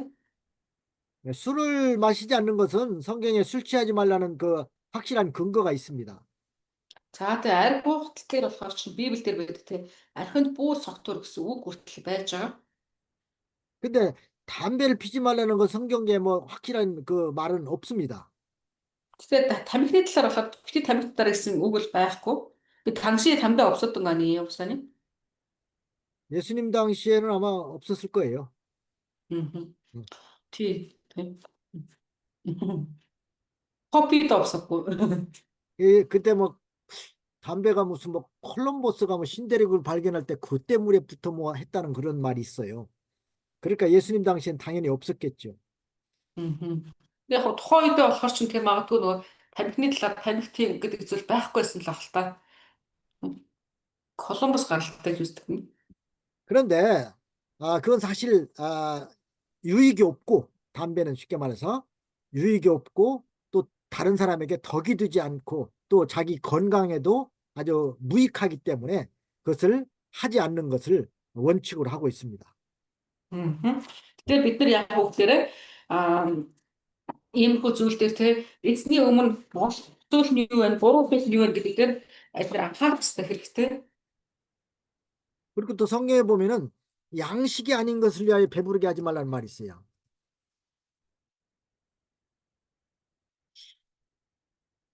이사야 52장 2절 한번 보세요. За хэдүүлээ Исая номны 50 52, 2절이죠, 무슨? 52장. 이사야 52장. 자, 일단 이사야 52인. 이사야 55장. 55장. 55장. 아, 55죠. 대운 다윈. 이사야 대운 다윈. 네, 거기 보면요. 너희가 어찌하여 양식 아닌 것을 위하여 은을 달아주며 배부르게 못할 것을 위하여 수고하느냐 이런 말이 있어요. За, Исая 55-ын 2 дээр ийм үг гэж байгаа. Яг нь Библийн талаар тэр 50 талаар байхгүй ч гэсэндээ Исая 55-ын 2 дээр ийм агуулга гэж байна. Юунд та нар талах биш юмд мөнгө зарцуулна вэ? Цатгахгүй юмны төлөө хүч хөдөлмөрөөр яах юм бэ? Намайг сонсож сайныг нь ид уух тосыг таалан жаргаа гэсэн. 그러니까 Amen. 담배는 사실 양식이 아닙니다. Тэгээ энэ дээр харах юм бол тамхи гэдэг нь тусдаалаа байхгүй. Гэтэ тамхи ясам дээр тэжээл болдог зүйл огт биш. 그리고 배부르게 못할 것입니다. Тэгээ цатахгүй шүү дээ тий. 담배 피운다고 배부르지 않잖아요. Та тавигдаа цадлаа гэсэн юм байхгүй тий. 그래서 뭐 성경에 담배를 피지 마라 이런 말은 써 있지는 않지만 이사야 55장 2절에 있는 말씀에 의거해서 양식이 아니고 또 배부르게 못할 것이 담배는 양식이 아니고 배부르게 하지 못할 것이기 때문에 안 하는 것이 성경적이지 않느냐. 우리는 그렇게 Тэгэхээр тийм учраас энэ дээр хардаа хэлсэн тийм ээ. Бид нэр ингээд нэг найдвар тавиад ч юм уу те цатгахгүй одоо тэр эзнээс амар тайвныг авах хэрэгтэй байдал чинь амар тайван тайвширлыг авах гэдэг байгаа өөр зүйлсүүдийг л зүйлсүүд дотор те орж байгаа зүйлсүүд нь бүгдээрээ эзний өмнө буруу болж байгаа шүү. Бид нэр тайвширлах зүйл бол эзэн л байгаа шүү гэдэг хэлж өгч байгаа тийм. 그러니까 우리 믿는 성도들이 뭐 누가 보는 사람이 없다고 그래서 뭐 술을 마시고 담배를 피고 하는 행동은 옳지 않다는 것입니다. Тэгэхээр бидний хувьд одоо итгэж хүмүүс те одоохондоо харахгүй юм чинь гэдэг ч юм уу тэгээ ингээд байх нь үйлдэл байх нь бас эзний өмнө бол буруу зүйлээ эзэн бол бүгдийг харж байгаа гэсэн. 사람은 보지 않더라도 누가 보고 계시다는 겁니까? Хүн харахгүй байж болно. Гэхдээ 하나님은 다 우리의 그 행동을 다 살펴보신다는 뜻입니다. харин эзэн бурхан бол бидний бүх үйлдэлүүдийг харж байгаа гэж хэлсэн. 그러니까 나중에 하나님 앞에 설 때 그 모든 것이 다 이제 다 드러날 것인데 그때 얼마나 부끄러움을 당하겠습니까? Гэхдээ бид нэр харах юм бол тэгээ эзэн харж байгаа. Бид нэр харахгүй гээл дураараа үйлдэж гэнтхэн эзэн тэр бүх зүйлийг эзний өмнө нуугдах зүйл гэж байхгүй бүгдийг илчлэн гэсэн. Тэгээ тэр илчлэх үед бид нэр ямар одоо тэгээ ичвэртэй байдалд орох вэ гэдгийг бодох хэрэгтэй. 그리고 술은 사람이 술을 마시게 되면 판단력이 흐려지게 됩니다. Тэгээд хүн одоо ингээд одоо юун дээр хүн дарсан муу архинд сотураад ирэхлээр альва зүйлийг ялган санах чадвар ингээд алдагдчихэлтэй. 그리고 술을 마셔서 취한 상태에서는 자기 판단력이 흐려지기 때문에 일 처리를 바로 할 수가 없습니다. Тэгэхээр тэгээд ирэхлээр нөгөө нэг өөрийн ялган таних чадвар дүгнэлт хийх чадваруудыг алдаад ирэхлээр тэр зөв одоо мэрэгэн эрүүл ухаанаар шийдвэр гаргах шалтгаан болчихдээ. 그래서 술을 마시는 것도 우리 성도들은 하지 않아야 옳다는 것입니다. Тийм учраас бид нар яах ёстой гэхээр одоо тийм зүйлсүүдийг намайг сэрэмж алдуулж байгаа зүйлсүүдийг хийхгүй байх нь дээр гэсэн. 그래서 뭐 한국 목사님들은 뭐 대부분이 다 술이나 담배는 하지 않습니다. Тэгээ харин тэр утгаараа солонгосууд солонгос пасторууд удирдагч нар аль болохоор уухгүй хичээдэг гэж. 근데 이제 외국에서 이제 계신 목사님들이나 이런 분들 중에는 그런 것을 하는 사람이 있기 때문에 가끔 가다가 이 목사님은 술 안 마십니까? 이렇게 물어볼 때가 있는데 너무 황당합니다. Мгм. Тэгээ мэдээч хэрэг нөө зарим улсад ч болохоор ч нөгөө соёл нь өөр гэдэг ч юм уу, тэгээ зүгээр цаашиг боддог ч юм уу, иймэрхүү хүмүүс ч гэсэн байгаад байдаг. Гэтэл тэгээд нөгөө солонгос хүмүүсээс тэднийг ингээ асуудаг гэнэ юу ч өөртөө юу ч болоогүй шүү уудаг болохоор та уудгүй мүү ингээ асуудаг гэнэ тэгэхээр чинь эдгээр одоо энэ солонгос пастор болохоор айгуу тийм нэг эвгүй сонсогддог гэж өөрөөс нь хэлсэн болохоор. 심지어 어떤 분은 술도 음식인데 왜 먹지 않느냐라고 이렇게 아주 반박하는 사람도 있습니다. Тэгээ зарим хүмүүсээс юу гэдэг гэхээр энэ арх чинь уул нь ялгаа авахгүй л уух зүйл штэ. Одоо нэг хоол шингэх гэдэг шиг тийм л юм зүйл штэ. Тэгээ яг нэг авч хэлцэж байгаа юм болоо. Тэгээ бас ингэдэг хүмүүс бол байдаг. 그러나 술을 마시는 건 분명히 성경적으로 옳지 않습니다. Тэгээ Библиэр харах юм бол тэрийг бол бас бичсэн бичээс байгаа. Библиэлд. 여기 또 16절에 나의 죄를 살피지 아니하시나이까 이렇게 말씀했습니다. За 16 дээр бас юу гэсэн гэхээр 16-аас сүлээсээр та нүглийг минь үл харнаа гэж хэлсэн тийм. 이 말도 하나님께서 욥의 죄를 다 이렇게 살피고 계시다는 뜻입니다. Аа. За тэгэхээр энэ дээр энэ болохоор эзэн бурхан энэ агуул болохоор эзэн бурхан мөн Йовын одоо Йовын гимиг бас харж байгаа гэсэн утгаар хэлж байна. 하나님께서 오늘날 우리들의 죄도 다 살피고 계신 줄로 알아야 됩니다. Тэгээ бидний өнөөдөр ч гэсэндээ энэ бурхан маань бидний байдлуудыг ч гэсэндээ яг ажиглаж байгаа харж байгаа гэдэг. 그래서 우리가 항상 죄에 빠지지 않도록 항상 기도하고 말씀을 굳게 붙들고 있어야 됩니다. Тийм учраас бид нэр ийм зүйлсүүд дээр ингээд нурал унахгүй тулд үргэлж сэрэмжтэй байж зайлбах хэрэгтэй. 그래도 인간이기 때문에 살다 보면은 또 죄 가운데 빠질 수가 있습니다. Гэхдээ хэдүүлээ чинь хүн штэ. Тийм ээ. Хүн гэдэг утгаараа эзний өмнө одоо ингээд алдаа гаргах бүдрэх юм тохиолдол байна. 그때는 변명하지 말고 자기의 죄를 솔직하게 하나님 앞에 털어놓고 회개해야 됩니다.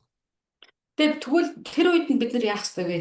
Эзний өмнө бид нар одоо булзааруулаад бултаад байх шүү дээ. Харин үннээрээ очиод улах хэрэгтэй. 이 지도자들 중에는요, 자기가 잘못한 것을 자꾸 그 아랫사람이라든가 다른 사람들한테 인정하지 않으려고 하는 사람이 있어요. Одоо ийм байдаг. Одоо удирдагч нар дотор өөрийнхөө өөрөө буруу хийцэн. Бүх хүн мэдж байгаа. Гэтэл тэрийг ингээд хүлээн зөвшөөрөхгүй шалтак хайгаа, тойруулаад эсвэл өөрийнхөө доод тушаалтан руу чихээд ч юм уу бусд руу чихэх гэдэг хүмүүс байдаг. 아마도 자기 잘못이나 죄를 인정하게 되면은 다른 사람에게 존경받지 못할까 봐서 그럴지도 모릅니다. Тэгээд одоо яадаг болоо тэд нэр ингээд хүлээн зөвшөөрөхгүй байгаа шалтгаан нь юу юм бэ? Хүлээн зөвшөөрөхгүй бултаадаг шалтгаан нь юу гэхээр мэдчих юм бол одоо би амтан болох гэдэг юм шиг мэдчих юм бол бүх хүндлэлээ алдчих гэж байгаа юм шиг ингээд нэг тийм одоо бодолд ингээд хуурддаг юм шиг байна. 그러나 자기가 잘못한 것이 있다면은 분명하게 그것을 시인을 하고 다시는 그런 실수를 하지 않겠다고 선언하고 바로 서야 됩니다. Тэгээ харин эсрэгээр яах ёстой гэхээр би алдаа гаргасан л гэж байгаа бол бүх зүйл дээрээ алдаагаа 100% хүлээдэг юм шудраг байх хэрэгтэй. 그래야 사람들한테도 존경받는 지도자가 될 수 있습니다. Тэгэх юм бол яадаг гэхээр хүмүүсийн өмнө тэгэх юм бол хүмүүсийн өмнө бид нар юутай байдаг. Эсрэгээрээ те эзний өмнө алдаа маань уучлагдана, гулаагдана, хүмүүсийн өмнөсөндөө буцаад тэр алдах гад байгаа юм шиг байгаа тэр зүйлсүүдийг те олж авдаг гэсэн. 끝까지 자기 잘못을 인정하지 않으면서 그 다른 사람에게만 모든 책임을 돌린다면은 그거는 인정받는 그 존경받는 지도자가 될 수 없습니다. Тийм болохоор бид нар те өөрийнхөө нэг төрийг хамгаалах чинь ингэ зутаах биш харин углагаад гарч ирэх хэрэгтэй гэсэн. 그다음에 17절에도 내 허물을 주머니에 봉하시고 그랬습니다. 여기. За 17 дэх үслэр гэмт үйлдэлүүд минь шуудаа доторт лацлуулж гэсэн. 이것도 하나님이 욥의 모든 범행을 잘못을 낱낱이 기억하신다는 뜻입니다. За энэ юу гэж утгатай вэ? Бурхан бүх зүйл дээр одоо бурхан энэ 10 жилээр бурхан Йовын бүх үйлдэлүүдийг ингээл ингэ мэдсэн нэг бүчлэн тоолж байгаа гэсэн. 자, 이렇게 이 모든 표현들은요, 하나님께서 그 욥의 허물을 다 이렇게 살피시는 것처럼 느껴졌기 때문에 한 말입니다. За тэгэхээр энэ юу судалтай гэхээр бурхан Йовын хийж байгаа үйлдэл болгоныг нь яг ингээ анзаарч байгаа гэсэн үг тийм анзаарч байгаа юм шиг мэдрэгдэнэс бүр ингээ ширтэж байгаа юм шиг мэдрэгдэнэ гэсэн. 자, 그러나 뭐 여러 차례 말씀드리지만 욥의 고난의 원인은 욥이 고난의 원인이 될 만한 그런 그 자기의 그 죄를 발견하지 못했습니다. 아하. 다시 말할게요. 욥은 고난의 원인이 될 만한 자기가 고난당하게 되는 그 원인의 죄를 찾지 못했다는 것입니다. За тэгэхээр Йовын хувьд болохоор чинь яг одоо энэ асуудалтай байгаа энэ асуудлууд нь тий би ямар нэгэн гэмээс болсон биш байгаа да гэд ингээ хайгаад байгаа шүү дээ. Тэгээ хайгаад тэрээр юм олоогүй тий. 보통 고난이 오는 것은 죄 때문에 하나님의 징계로 오지 않습니까? Ер нь асуудал гэм гэдэг зүйлүүд тий асуудлууд яадаг гэхээр эзнээс ирж сахилгажуулалт шиг тий ямар нэгэн гэмийн асуудлаас үүдээд ирэх тохиолдол байдаг. 근데 욥은 사실 죄를 졌기 때문에 고난을 당하는 게 아니기 때문에 자기가 잘못한 죄를 찾지 못했다는 거예요. Тэгээ харин Йовын хувьд болохоор чинь тэгээ өөрөө гэм үйлдэггүй байсан болохоор асуудлуудаа олоогүйсэн гэсэн үг. 그럼에도 불구하고 계속해서 그런 고난을 당하고 있으니까 욥의 친구들은 네가 죄를 회개하지 않기 때문에 그런 고난을 당하고 있다고 그렇게 공격하는 것입니다. Тэгтээ харин найзууд нь болохоор яаж гэсэн гэхээр чи бол ямар нэг юм хийсэн л байж таараа гэд ингээд ийм стилээр ингээд дайраад байгаа тийм. 네, 그다음에 네 번째로 이제 그 18절로 22절까지는 죽음의 그 슬픔과 서름에 대해서 말하고 있습니다. За дараад нь болохоор үхлийн одоо талаар тэгээ үхлийн одоо гуниг болон харамслын талаар агуулга байна. 네, 18절 19절 한번 보겠습니다. За 18 19 дугаар ишлэлээ. 네, 무너지는 산은 정령 흩어지고 바위는 그 자리에서 옮겨가고 물은 돌을 닳게 하고 넘치는 물은 땅의 티끌을 씻어버리나이다. 이와 같이 주께서는 사람의 소망을 끊으시나이다. 그랬습니다. За 18 19 гэдэлээ харах юм бол энэ дээр гэсэн. Гэвч уулч хүртэл нурж хэвтэрдэгэ савд чулууч байрнасаа хохордог чулуунуудыг ус элээж урсгалууд нь газрын шороог угаадаг ийхүү та хүний найдварыг тасалдгаа гэсэн. 아멘. 자, 욥이 이렇게 뭐 화산 폭발이라든가 또 홍수 때 그 상태를 들어서 인생의 허무한 것을 말했습니다. За энэ дээр болохоор юу хэлж байгаа юм уу чи Йов тийм ээ хүний амьдрал ямар ингээ хоосон бэ гэдгийг ичээс хэлж өгч байгаа. 화산 알죠? 화산.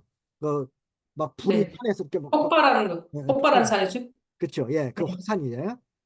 바로 그 산이 무너지고 아이가 음. 그 자리에서 옮겨가 이게 다 화산이 폭발할 때 그 생기는 그런 현상이지 않습니까?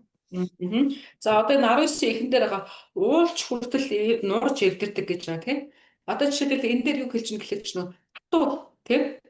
Хөөхөн ийм шамбаас уулаж дэлгүүрэл одоо хамаг юм цацраал тийм. Ингээ эвдэрх ийм ч гэсэн боломжтой байдаг.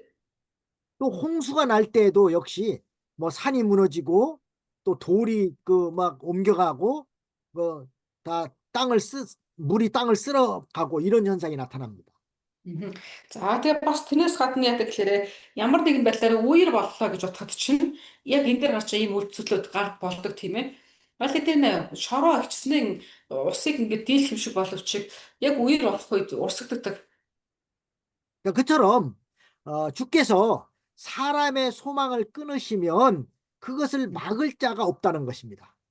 За яг энэ шиг эзэн бурхан хүний найдварыг таслах үед хүн түүний дахиад ингээд одоо тэр таслагдж байгаа найдварыг а яаж чаддгүй гэсэн. 자, 우리에게 있는 모든 것도 하나님이 무너지게 하면은 다 무너지고 하나님이 다 쓸어버리면은 물로 다 씻겨 내려가는 것처럼 다 없어지고 만다는 것입니다. За тэгэхээр эзэн бурхан те хэрвээ эзэн бурхан зөвшөөрөхгүй гэвэл юу ч хөдөлж болохгүй. Харин эзэн бурхан зөвшөөрөөд хүний найдварыг авлаа тэрийг зогсоох хэн ч байхгүй гэсэн. Манай мөксөн хашид чи нөгөө нэг юунаас дэлгэснээс орно шилтээ зам шиг. 그러니까 하나님이 무너뜨리면 그것을 그 못 무너지게 사람이 막을 수 있을까요? Мгм. Тэгээ бид нар ингээд те одоо эвдэрч унлаа гэхэд чинь хүн жишээлбэл уул ингээд нурлаа гэхэд би очиод тэрийг ингээд тогтож чадах уу? Санал болгох юм шиг те. 하나님이 하시는 일을 사람은 막을 수 없다는 것입니다. Өөрөөр хэлбэл энэ юу гэсэн үг вэ? Эзэн бурхны хийдэг зүйлийг хүн яагаад ч тогтоож чадахгүй гэсэн. 그냥 사람의 생명도 하나님 불러가시면은 뭐 다 죽을 수밖에 없지. 그것을 뭐 연장시키거나 더 살고 싶거나 이런 게 없습니다. Тэгээ эзэн зөвшөөрөхгүй гэвэл бид нарт дахиад жоохон сунгачаас жоохон харж үзчихэж гэсэн ч гэх чи арга баг. 우리는 다만 하나님의 하시는 일에 잘 협력하고 받드는 것뿐입니다. Харин бид нар яах гэхээр эзний хийж байгаа үйлсүүдэд бид нар яаж болох вэ гэхээр сайн гар бие оролцож дуулуудад дагаж л чадна. 만약에 하나님의 하시는 일을 방해하거나 또 손해를 주게 되면은 하나님이 진노하시고 또 심판하십니다.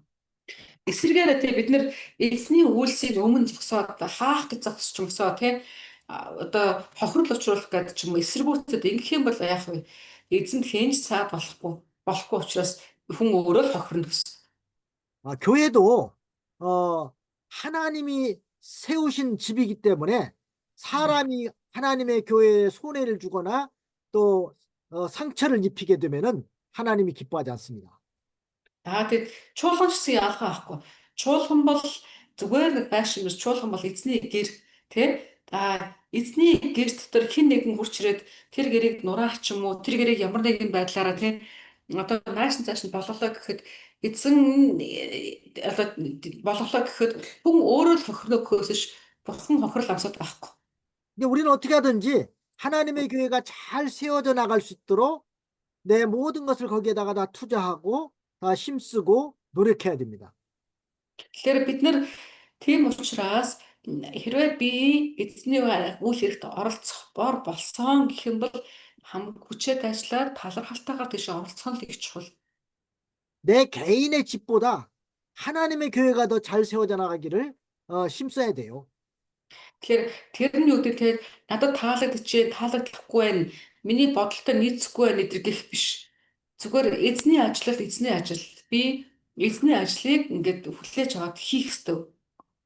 밖에서에 보면요, 하나님이 그 진노하셨는데 뭐 때문에 그러냐면은 하나님의 성전은 지금 다 황폐해졌는데 자기 집을 짓는 데는 빨랐다고 그랬습니다. Мгм. Бурхан юу гэсэлээр нэг ингэж ууралсан хэсэг байдаг. Бурханы өргөө, эзний өргөө хоосорч байхад өөрсдийнхөө гэрээг л босгох гэж хичээж байгаа хүмүүс цолгүй ээ гэж байна. 학개서 1장 9절 한번 보세요. 학개서 그죠? 학개 음흠. 1장 9절.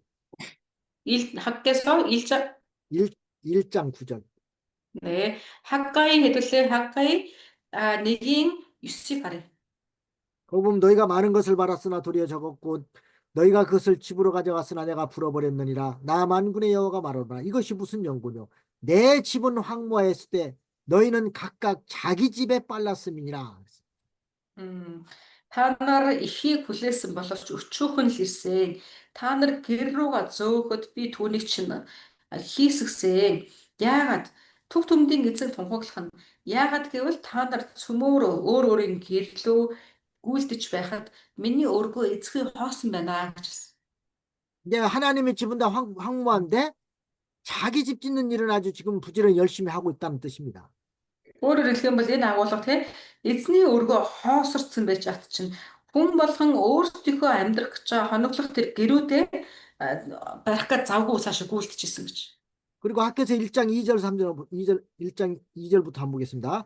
만군의 여호와가 말하 이르노라 이 백성이 이르기를 여호와의 전은 건축할 시기가 이르지 아니했다느니라 여호와의 말씀이 선지 학개에게 말해갔을 때 이전이 황무하였거늘 너희가 이때 판벽한 집에 거하는 것이 가하냐 그랬습니다.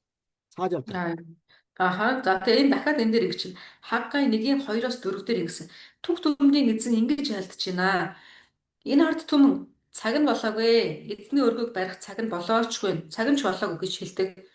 Тэгээд эзний үг иш үзүүлэгч Хаггаяа дамжин ирж айлцсан нь энэ өргөө эзгүүрэн хоосроод байхад та нарын хувьд гоёмсог гэртээ суух цаг нь мөн гэж юу гэж. 그러니까 하나님의 성전 짓는 것은 아직 때가 이르지 않았다.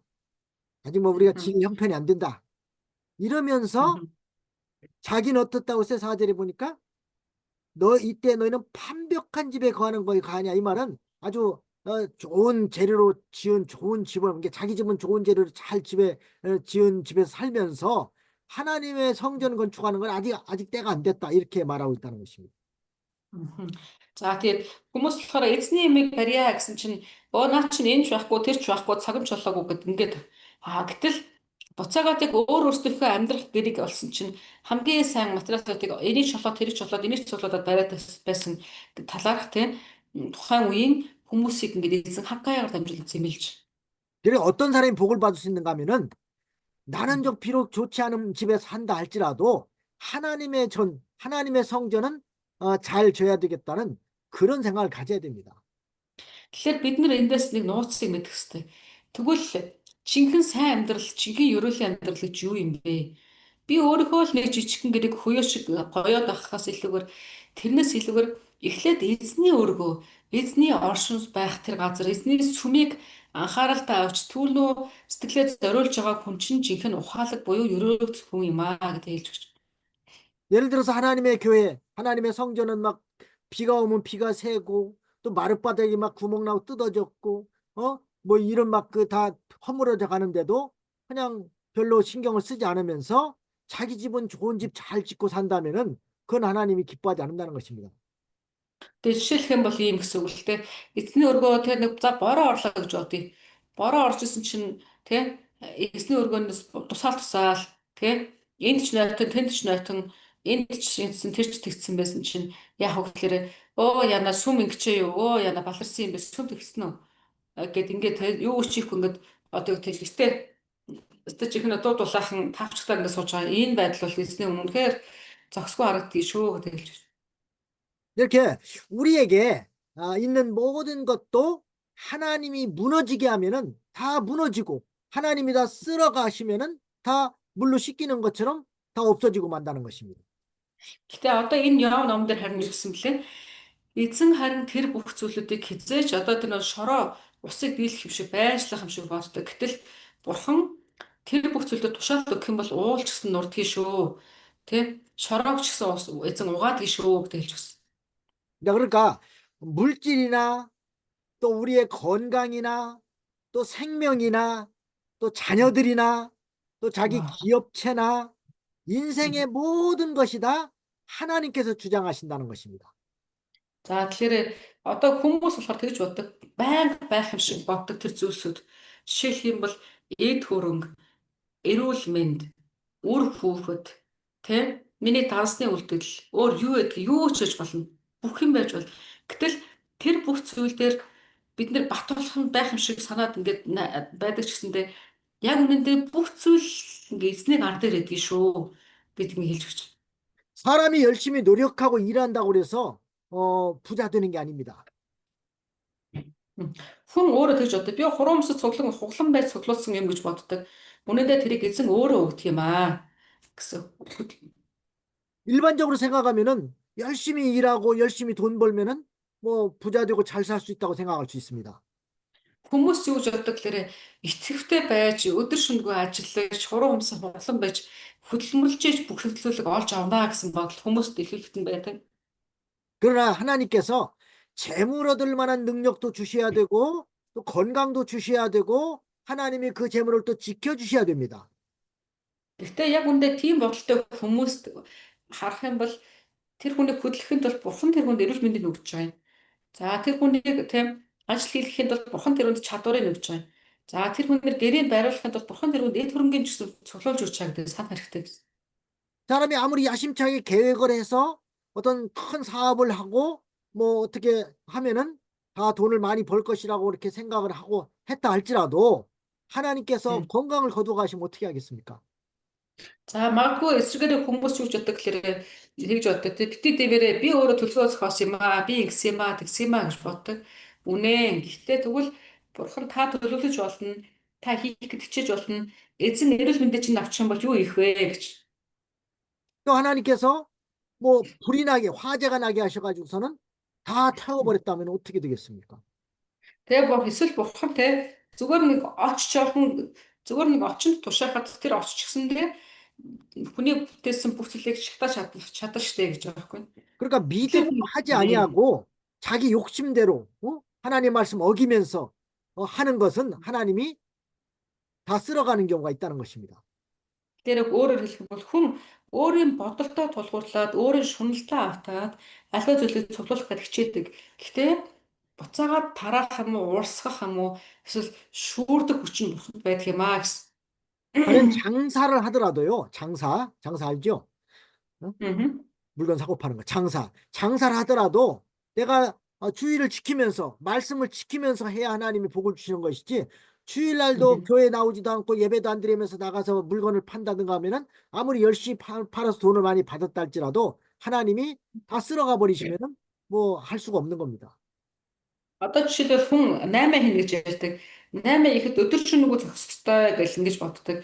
Тэгээ одоо гэхдээ юу ч хийсэн бэ? Ямар ч бизнес эхлүүлсэн бэ гэсэн бид нэр эзний үгийн дагуу эзний өдрийг сахиад эзний үгийн дагуу байгаад эзнээс магадгүй ингэхэн чухал болохоос биш энэ өдөр хамгийн хүмүүс гардаг юм аа гэд ингээ өөрөөрөө дайраад байх юм бол яах вэ? Би эзний өмнө тэрсэлдэж хэр удаа шатах вэ гэж.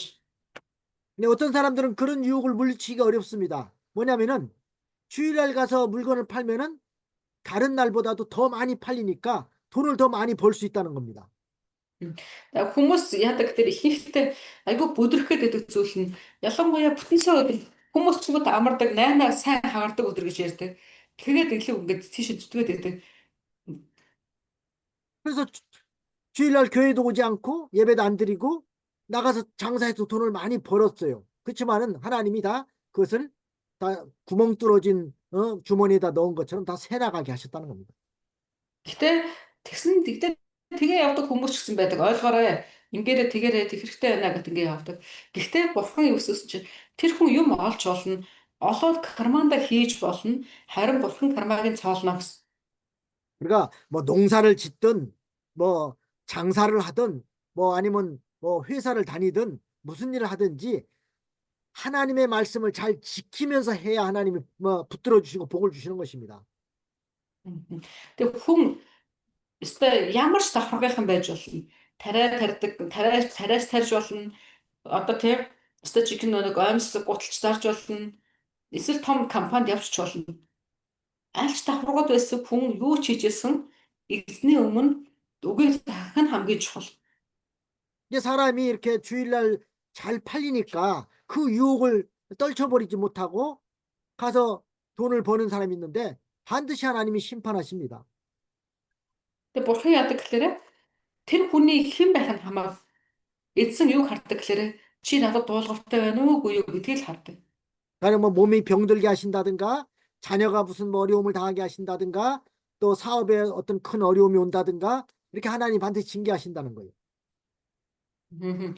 Тэгээ буцаад яадаг гэхээр би тэдэн жил ингэсэн чинь та намайг гайгүй шийдэх байхаа гэсэн юм байхгүй. Цензуур нь эзний үг. Харин үг байлаа гэхэд үгэн дээр үгийг сахиагүй хүмүүсийг эцэст нь яадаг гэхээр за чи нэг ингэжсэн чинь чамайг гайгүй шийдэх чи гэх юм байхгүй. Тэр яадаг гэхээр эзнес шийтгэл нь бол ямар нэгэн байдлаар заавал ирдэг. 그래서 하나님이 한번 Болох юм уу? 쓸어버리면은 Нэ. 하나님이 한번 쓸어버리면은 사람이 이렇게 할 수가 어떻게 할 수가 없습니다. Тэгээ өвчтэй болох юм уу? Хүүхэд асуудалд орох юм уу? Ямар нэгэн байдлаараа ирдэг. Гэтэл тэгээд эзэн нэг шүүрдэд эхэлсэн үед эхлэх юм бол тэрийг зогсоох өнгөж байхгүй ус. 그러니까 하나님의 말씀대로 해야 하나님께서 복을 주신다는 것을 분명히 알아야 됩니다. Тэгээ бид нэр эндээс ганцхан мэдэх ёстой зүйл нь болохоор эзний үгийн дагуу хийж байж эзэн ерөөлийг дараа нь асуунаа гэдэг бид хэвчтэй. 네, 그다음 20절 봅니다. 주께서 За 사람을 분명히 이기셔서 떠나게 하시며 그의 얼굴빛을 변하게 하시고 보내시오니. за 20 дээр юмсан. Йов 14:20 та түүнийг үргэлж дийлж тэрч халин оддгоо. Дүр төрхийг нь та өөрчилж түүнийг хол илгээдэг билээ гэсэн. 떠나게 하시고 쫓아보내신다는 말은 하나님께서 사람을 이 세상에서 떠나게 하신다는 걸 가리킵니다. За өөрөөр хэлбэл энэ дээр гэсэндээ та түүнийг одоо халин та түүнийг үргэлж дийлж өөрчилж илгээдэг гэсэндээ илгээдэг гэдэг нь болохоор энэ дэлхийгээс одоо одохыг хэлж байгаа гэсэн үг. 또 얼굴빛을 변하게 하신다는 것은 세상을 떠난 사람의 얼굴빛이 변한다는 것입니다. Ааха. За тэгээд дараад нь энэ дээр үсгэлээр таны өөрчилж гэсэн те та дүр төрхийг нь өөрчлөн гэж ярьж байгаа. Дүр төрхийг нь өөрчлөн гэдэг нь бас ялгаа авахгүй энэ дэлхийг орохыг хэлж байгаа гэсэн. 하나님께서 사람을 부르실 때는 뭐 부자든 가난한 사람이든 권력 있는 사람이든 누구든지 다 이제 갈 수밖에 없는 것입니다. За тэгэхээр эзний өмнө бол хүн л гэж байна гэхээс ш одоо те багш хүн, эрх мэдэлтэй хүн өтер дотор олон янз байхгүй гэсэн. 그래서 그런 말이 있습니다. 죽음을 이길 장사는 없다. 그런 말이 있어요. Тэгээ тийм учраас ийм үг байдаг. Үхлийг хичнээн 8-ууд байж болно. Гэтэ үхлийг дийлэх 8 гэж байхгүй гэж үг байдаг. 몽골의 영웅인 징기스칸 그 몽골 사람들이 다 흠모하시는 분이죠. 말씀 안에 들었어요. 징기스칸에 대해서. 몽골의 영웅이잖아 어떻게 보면 그죠? 네. 왜 영웅이죠? 몽골 징기스칸 байдаг шүү дээ. 징기스칸 нэг баатар те та нар бүгд мэднэ те. 하여튼 몽골의 징기스칸은 많은 나라를 이렇게 점령했고 이렇게 그 수많은 영토를 점령했더라고. 저번에 그 징기스칸 동관 거기 동상 그 가보니까 이렇게 그 지도를 보니까 뭐 거의 유럽까지 다 뭐 많은 영토를 점령했더라고요. 그렇지만 이 징기스칸도 죽음을 피하지 못했다는 거예요. За 그죠? гэтээ хүмүүс гэж ярьдаг нэг өгөшгүй мөн өкс төгсчтэй агуу өчөд мөчөд гээл те эзэн хаан түн бум масал гээл хүмүүс олон янзаар ингээд ерөөж ингэдэг. Гэтэ яг тэрэн шиг үнэхээр байдгүй бол үгүй байгаа. Тэ Чингис хааныг ингээд бодоход л Европ хүртэл дайлар мордсон тэ одоо тэр нэг Чингисийн өвшөн дээр очиж тарах юм бол Чингис хаан ингэж энэ хүртэл ингээд явсан одоо ингэж эзэлсэн гэсэн тийм газрын зураг нь хүртэл байж байгаа. Гэтэ тэгвэл тэр хүн тэр бүх эзэлсэн газраа өгөөд өглийг бол яаж өглөөр ингэ солих боломж нь байсан нь тийм боломж биш байхгүй тийм. 그렇다고 제가 절대로 징기스칸을 무시하는 건 아닙니다. Гэтэ одоо тэр Чингис хааны үхэл өвцөн л байгаа гэж хэлж байгаа энэ үг маань Чингис хааны нэг тийм доглоод ч юм уу тийм үл тоож хэлж байгаа үг ерөөсөө биш шүү. 아무리 영웅이라 할지라도 죽음 앞에는 누구나 다 그것을 굴복할 수밖에 없다는 것입니다. Тэгээ бид нэр энэ хэлэх гээд санаа нь юу гэхээр хичнээн хүн одоо тэгээ хүн төрлөختөн дотроо өргөмжлөгдөж тэр янз бүрийн гуншинтай цолтой байж болох ч гэсэн тэр хүнийг нэг л юм бүх юм байхгүй болчихно. Тэр л үхэл. 사람이 세상을 떠난 사람의 얼굴빛을 보면 얼굴빛이 어떻습니까? 뭐 다 이렇게 핏기가 없고 거의 뭐 하얗고 이렇게 그러다가 나중에 이제 검게 변하지 않습니까? Одоо тэгэл магадгүй тийм хүн одоо тэгээ бүр бэлтсэн наран гэрэлт яасан гэжсэн хүмүүс хүртэл ингээд яг үхэлтэй нүүр тулаад ирэхлээр тэр нүүрийнх нь зүс царай тэр гэрэлтэж байгаа байдлууд нь бүгд өөрчлөгдөөл өнгө алдаал цэвэрлэгээ харлаал ингээд эхлэнтэй. 그리고 21절에도 보면은 그 아들이 존귀하나 그가 알지 못하며 비천하나 그가 깨닫지 못하나이다 그랬습니다. Мгм. За тэгээ 21-ээс цааш харах юм бол хөвгүүд нь нэр хүндтэй болсон ч тэр үл мэднэ. Тэд нь өчүүхэн дорд болсон ч тэр эс анзаарнаа гэсэн.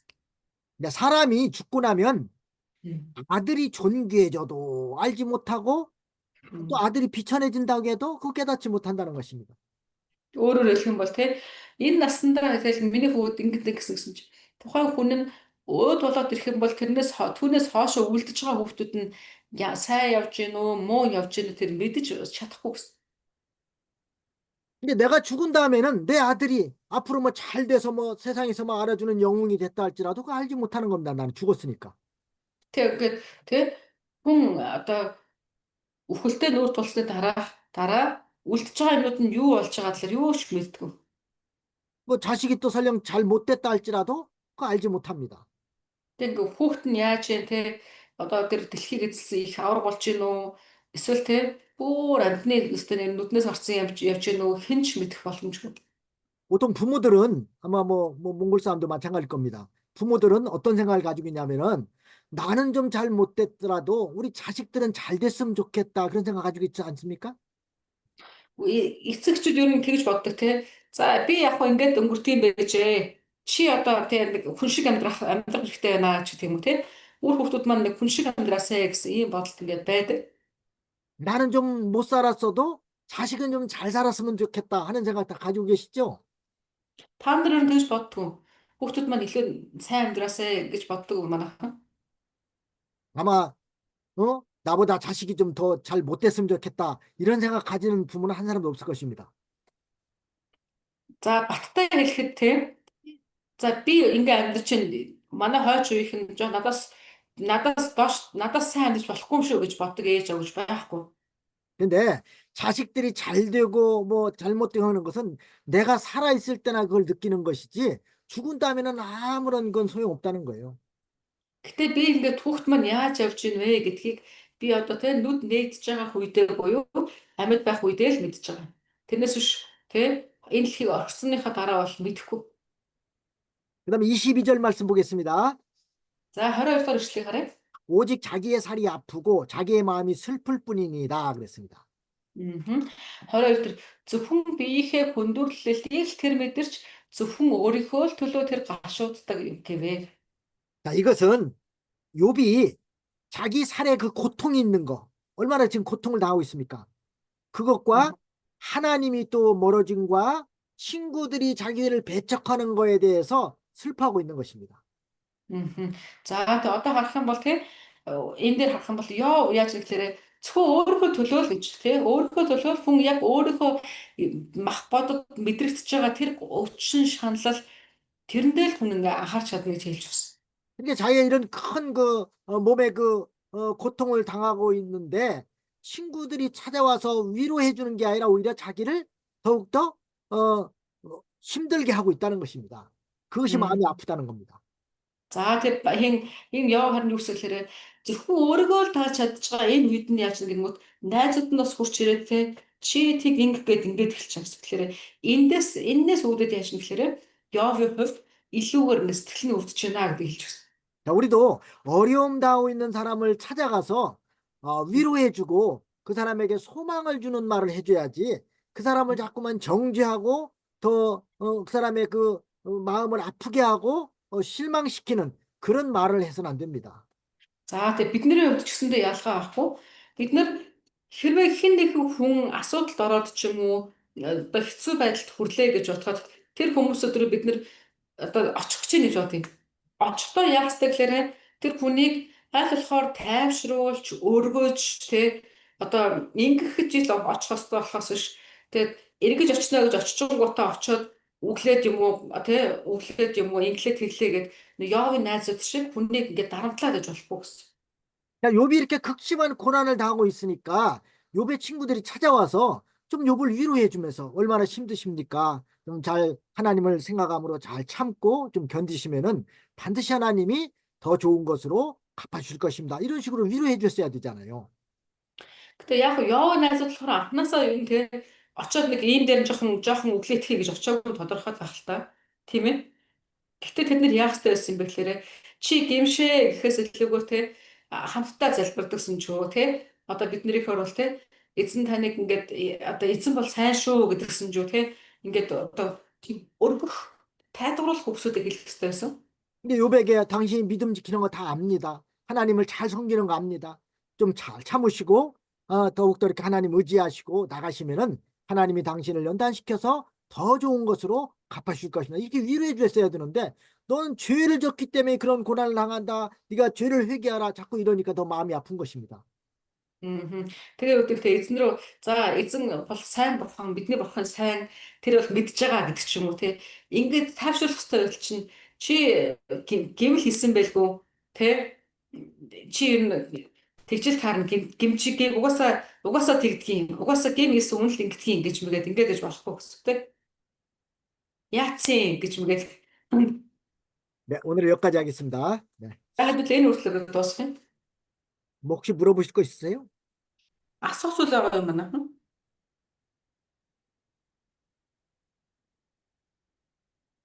없으시면 За 없는 것 같아요, 목사님. 네. 네. 근데 좀 그 말은 않겠습니다. 괜히 또 자, 기도하고 잠깐 마치겠습니다. 다음부터 залбираад дуусгацгаая. 하나님 아버지 오늘도 이렇게 욥기서를 통해서 귀한 진리를 가르쳐 주셔서 감사합니다. Эзэн аав минь энэ өдөр та Йов номоор дамжуулаад таны бас үнний талаар сурах нандин боломж өгсөн төлөө талархъя. 우리가 말씀을 지식적으로만 배우는 자가 되지 말게 해 주시옵소서. Эзэн минь бид таны үгийг тэг зөвөр ойлгодог бас ухаардаг байхад тусалж өгөөч. 네. 말씀대로 자기가 만들어지는 자가 되게 해 주시옵소서. Таны үгээр бид нэр доор бүрнээ бүтээгдэж дахин шинжлэгдэн босгон байгуулагдах болтугай. 욥과 같은 그런 큰 고난이 온다 할지라도 하나님이 나를 사랑하셔서 나를 연단시키기 위해서 주신 줄 믿게 해 주시옵소서. Эзэн минь бид Йов мэт тийм байдалд хэрвээ орсон тохиолдолд эзэн таныг санахдаа таны өмнө талархдаг байхад туслаач. 예수님의 이름으로 기도합나이다. 아멘. Эзэн Иесусийн нэрээр залбирanгуйж байна. 네. 아멘. 네. 아멘. 네, 수고하셨습니다. 네. 네, 수고하셨습니다.